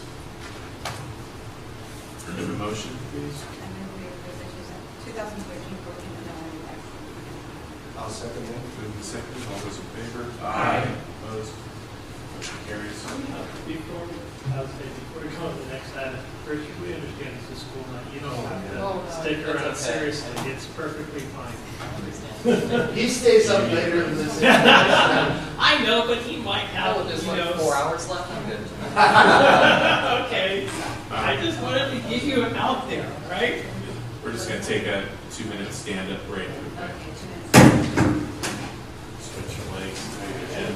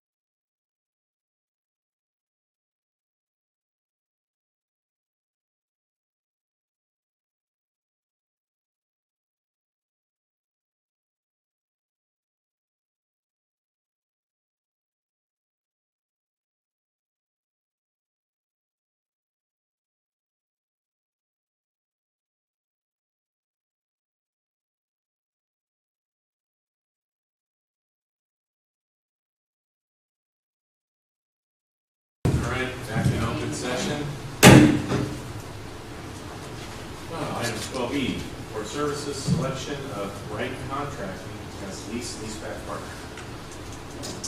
So you have the summary there, I won't read it all. We've been through, I think, a pretty extensive process, working with our architect and guiding the process, our district legal counsel. As a brief summary, we put out an RFQ over the summer, request for qualifications. We received 10 responses. We reviewed the 10 responses and found 5 of them to be both responsive and really what we were looking for in terms of size and capability of taking on the projects that we wanted to take on. We had initial interviews and narrowed it down from 5 to 2. And then we had a more interactive interview process where we invited them in, actually gave them a tour over at Rancho Cotati, a tour here at Tech Middle School, gave them a chance to kind of probe and ask some questions, and then we had a final interview.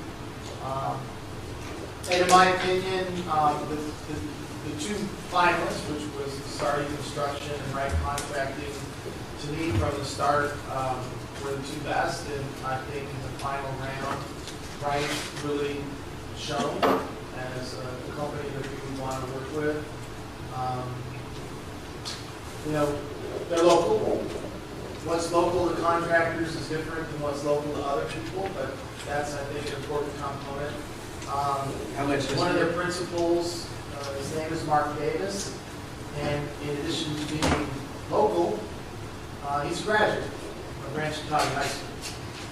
And I could tell in the first interview was a bit of an emotional thing for him.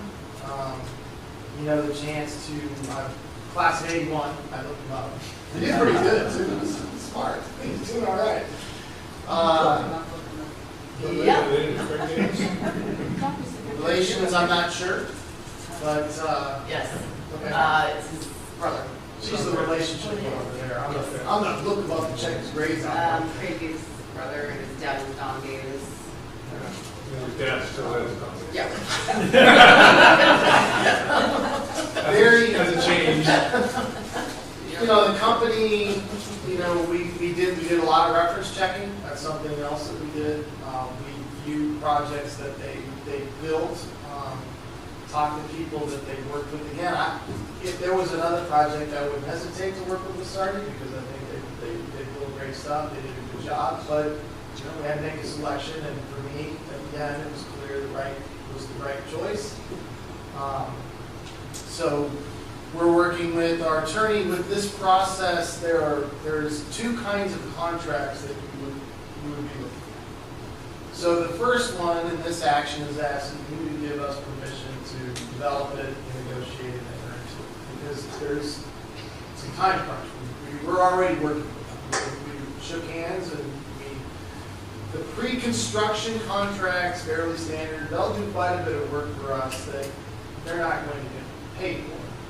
The second contract that you would see, which is much more important, they're both important, but that would be where we go from planning a project, looking at possibilities, to determining what's called a GMP, or guaranteed maximum price, in the lease-back process. So let's use current, you know, we're moving pretty quickly on a building for Thomas Page Academy. Our goal is to have it there for the start of the school year for August of 2015. So we work back, so the architect has his schedule that he works back from. Wright Contracting has theirs they work back from. We hope they match, which so far they are. And then there are a lot of things that we need to get done. So pre-construction agreement, what we're kind of looking at is, do we want it project by project, or do we just want it more open-ended? Because, you know, in fact, they're planning on going over and doing some work at Rancho Cotati High School tomorrow. You know, so it's the exploratory stuff, planning stuff, and incur some expenses and that sort of thing. But then when you go to that GMP, that's where you say, okay, for this project at Thomas Page Academy, we all know who's going to do what, and this is what you're going to be paid. Just like the contract we signed with IBS for 2.1 million. And so that GMP contract, you will see at a later date at a later board. Based on our timeline, it might need to be a special one, because it'll have to fit. Rules change at the beginning of the year. We can do a lot with a pre-construction agreement, that's, but the GMP that's an important document, an important agreement, an important negotiation that takes place. The design team put together Kevin McQuarrie from WLC and his project architect, Jackie, whose last name escaped me, and then really we'll be working with Mark Davis and another gentleman from Bright Contracting.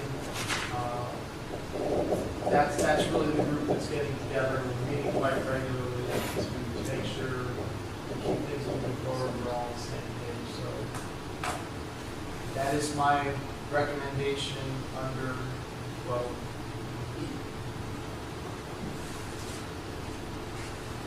Any comments or questions? Question I have is, as we get into this work, how much of Josh Savage's time is going to be consumed? How much of his time is going to be consumed with some of these projects? Quite a bit. So we haven't changed any staffing yet because of Measure D. And that will probably have to take place. I think we're still studying that. I guess part of it is how much time. This is an area I have some degree of familiarity with, so how much of my own time do I want to allocate? I'd rather and keep Josh in. So rather than hire, one thing we can do, we can hire somebody. In fact, there was a person I did want to recruit, but to be a project manager that can handle all this, can handle the contracting, can handle working with the architect, the accounting. So far, that person hasn't been interested. So knowing that person's not interested, then I'm working with sort of a menu of, well, we can get somebody that can do some of it here, we can get somebody that would do some of it here. So we will have to come back with some staffing changes. I'm not sure what they're going to look like yet. So right now it is taking a lot of my time, and it's taking some amount of Josh's time. Now the advantage of Josh is that when he's sitting at the table, we can make rapid fire decisions that we wouldn't be able to make if he wasn't sitting at the table. So probably it'll look like, and we've put him through the Cash Academy, and this is executive level stuff that he's doing. So, but we will have to get more support, more classified support to continue this. We can do it in the short run right now with what we have, and then that can be paid for out of bond. We've done that as a district in the past. And I think a lot of it will depend on how many projects we're working on at the same time. I believe Josh came to the district originally during the stadium project, and either he or Ken. Well, he was here actually, Okay. his supervisor management. And then how much, once we start digging, how much is planned with regards to which site and how many will be on this facility? So I refer you back, and I'd be happy to, if there are some time constraints. We shared some, we kind of have planning documents and projects that we're starting, and kind of developing the order of operations. There are things taking place simultaneously. So back to Wright, obviously, you said here he's worked with school districts. He's got, they have extensive experience with the Reese's Pack. That school district experience, all in Sonoma County, where else in Northern California? They're a large company, not as large as the Sardi. Sardi will go anywhere in California. They have an East Bay office, and then their original home office is down in Orange County. San Diego County. Wright really focuses on the North Bay and East Bay. What's the largest project they've done in amount of time? Pretty large. They've done some. Oh, did they just do They've done some Reese's? Reese's. Yeah, they do, just because they're in this area, they're big. They've done, Okay.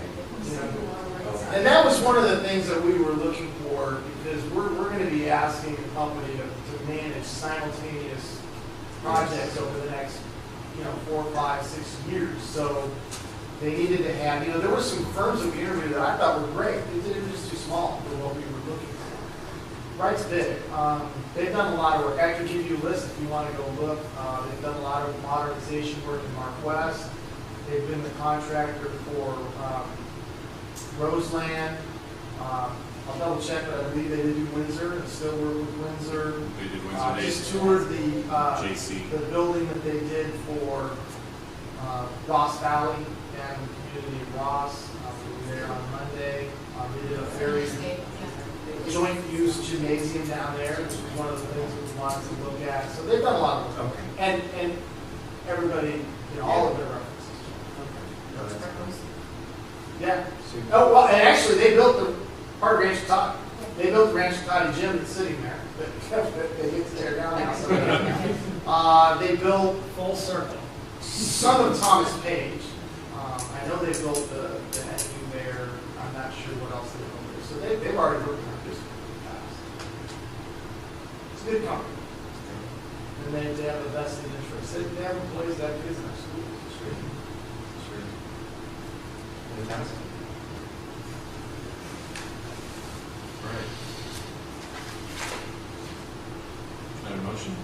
I move we ratify the selection of Wright Contracting as the lease-leaseback partner and authorize the superintendent to negotiate and execute a pre-construction agreement. Second. Moved and seconded. All those in favor? Aye. Opposed? Motion carries. Item 12F, adoption of first amended resolution 1415-11, authorizing the issuance and sale of general obligation bonds and approving related documents and actions.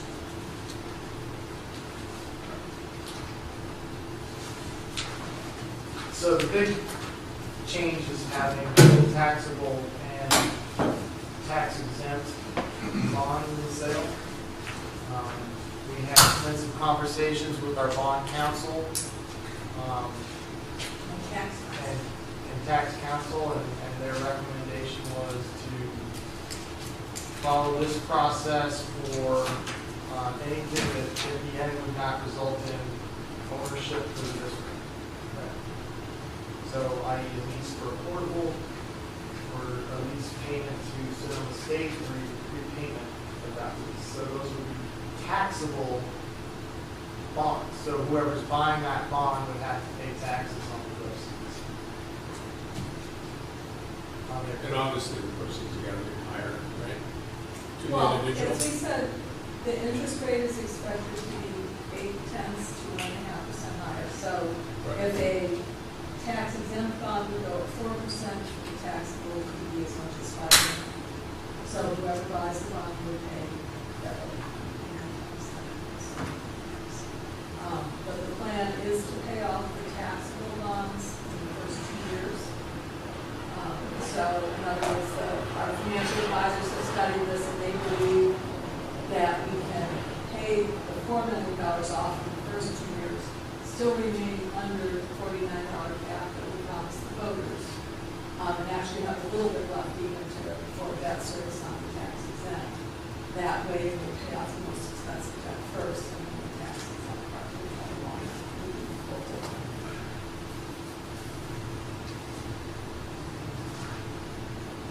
It would be ill-advised for us to take the risk of having our use of the money be found to not comply with the rules for taxes on bonds. That is where we get in trouble and eventually expose ourselves to a lot of costs. We try to be a stickler for following the laws closely. How do they do it? I was not on the board when they took $5 million last time. Probably don't want to be on that a whole lot because I believe the IRS is still looking at it. Okay.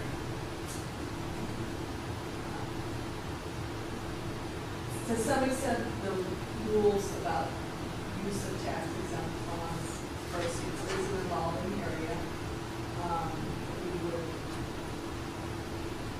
I'm just not sure when we ask the question. I don't know. I was in briefing or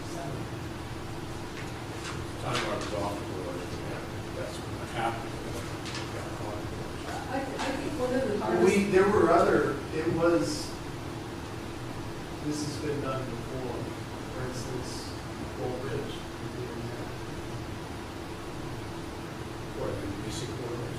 In other words, using, we've leased a lot of portables, I'm sure that's been done many times, but using tax exempt bond dollars on land that we don't own, that we can't then necessarily, if we don't have a legal document, we didn't have a legal document, instead of just focusing on Gold Ridge, that we don't have. So in other words, you don't own the property, then you can't build on it, is that what you're saying? Unless we had a document that, no, you can, it's just which kind of bond you have to use to do that. Because the bond language clearly said, because in 1989, when it was being planned, and 90 when it was being passed, and your efforts on that, we had developed a model where we were building schools on land that we did not yet own. So I'm quite certain that nobody thought it's that high yet because it didn't. Well, Buster wasn't here, it hadn't met with Ruben Armignani yet. So I think the original language was more targeted at how we were building elementary schools. But There were as many attorneys back then. well, yeah. I think that's one of the hardest things about working in this area is to know what you don't know. What questions should you be asking? But then once you do know it, That's when you you get know, into our language bond council and saying, slant. well, you know, that's what you pay us to do, and we did the research, and now we know, and now you know, so why don't we do it right? So you're telling me I'm going to jail? I don't think so. I don't think so. And No, but I think that's, one of the things that we do, one of the areas we spend time on that nobody sees is working on the official statement and working on things like this resolution. Because in part, when you have that conversation with council, to say, and we want to make sure that the language of the bond measure says we can do X, Y, and Z. And they're like, you want to do Z? Well, not sure you can do Z. So it's really. That's good advice.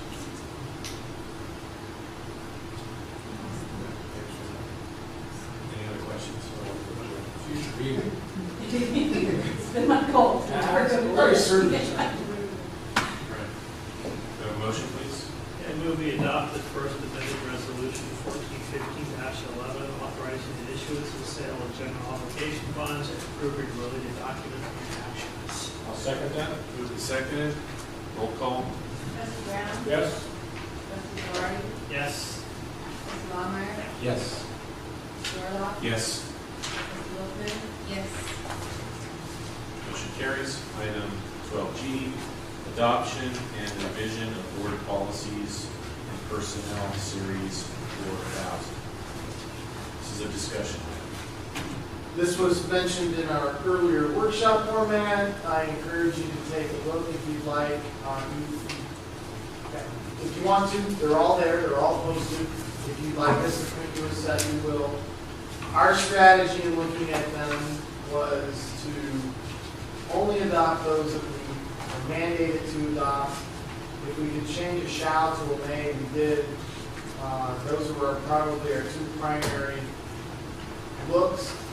We still have to go back and look at our old 4000 series. All the numbering would be off. There's a couple local policies in there that we probably need to transpose. And so you'll see that. You won't see that yet. We're still doing that analysis, but you'll at least see then what we're ready to do with the CSBA recommended one. So that would get us the 000s are in there. We might need a little updating now. The 1000s are there. 2000s are there. The 3000s are not. It's big and we're still working on that. The 4000s you see before you. The 5000s are there. The 6000s are there. 7000s, I think. I'll have to go back. 7000 is construction, and I'll go back and check.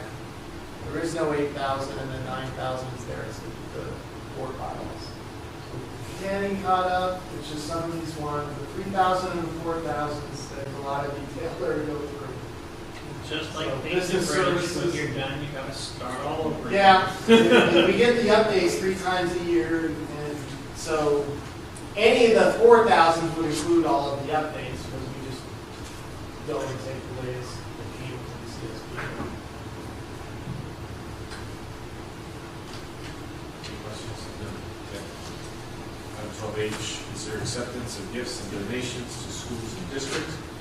We had a number of donations last month at Evergreen. A monetary donation from Dave Perez at Costco, amount of $45. A monetary donation from Shopperoo for $73. A Dell AIO printer from Archie Pearsall, $175 value. And a monetary donation from PG&E on behalf of Fred Sincera in the amount of $266. Monte Vista, 2 anonymous monetary donations in the amount of $75 and a monetary donation from Shopperoo for $94. Thomas Page, a check for the Garden Fund from Nicole Smith, orthodontist, $50. Another check for the Garden Fund from Neil John Hancock and Jennifer Blaker for $60. A monetary donation from Target in the amount of $666. A monetary donation from Gilleran Energy Management in the amount of $1,000, and a monetary donation from Barbara Keegan in the amount of $1,500 at University Elementary. Monetary donation from Douglas and Kristen Miller for $100, and school supplies from Marmot in the amount of $400. Total amount of donations this past month in the amount of $4,504. We sincerely thank all those who donated to our schools and district. Without you, we couldn't do some things that we want to do, so thank you very much. Is there a motion? I move we accept the gifts and donations to the schools and district. I'll second that. Moved and seconded. All those in favor? Aye. Opposed? Motion carries. Item 13, future agenda items. We talked about some future agenda items in our 5 meeting.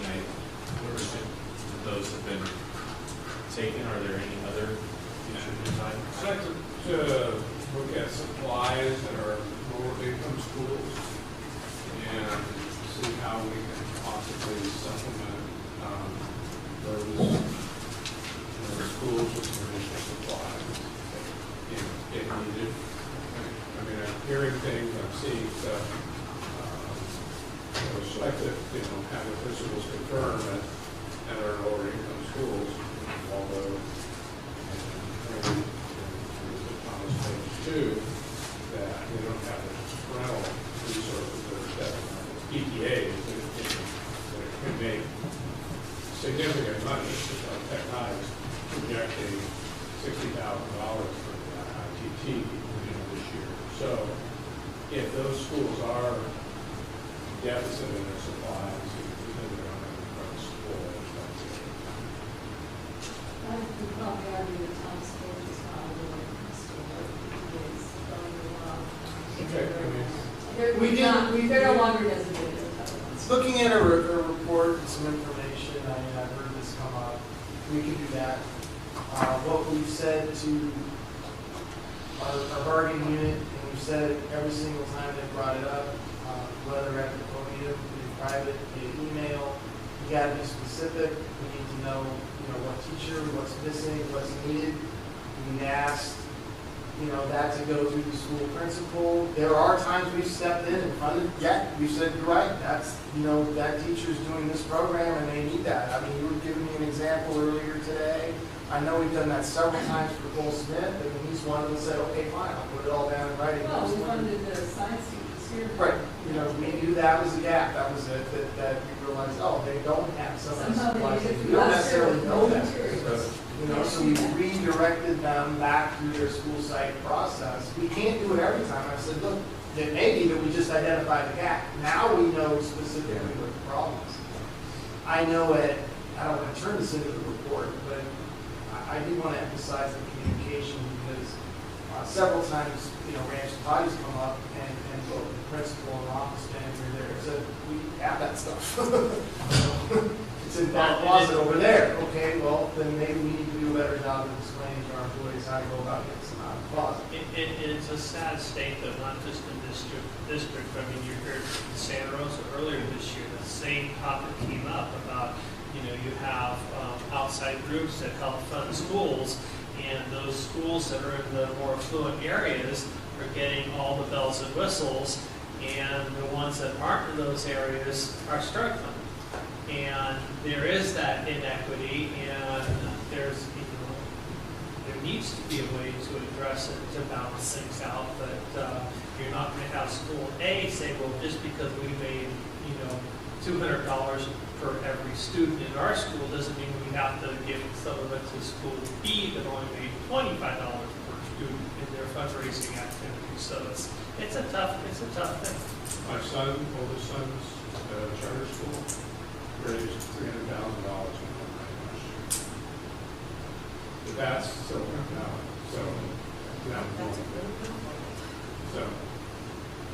And it's by donation from one person. no donation from all the parents throwing down $5,000 to $10,000. Oh, come on, we know you are a good grandpa. We can do an agenda item on this and look at it several ways. We're actually looking at sort of putting together a format or some kind of spreadsheet to see what some of the differences are between the different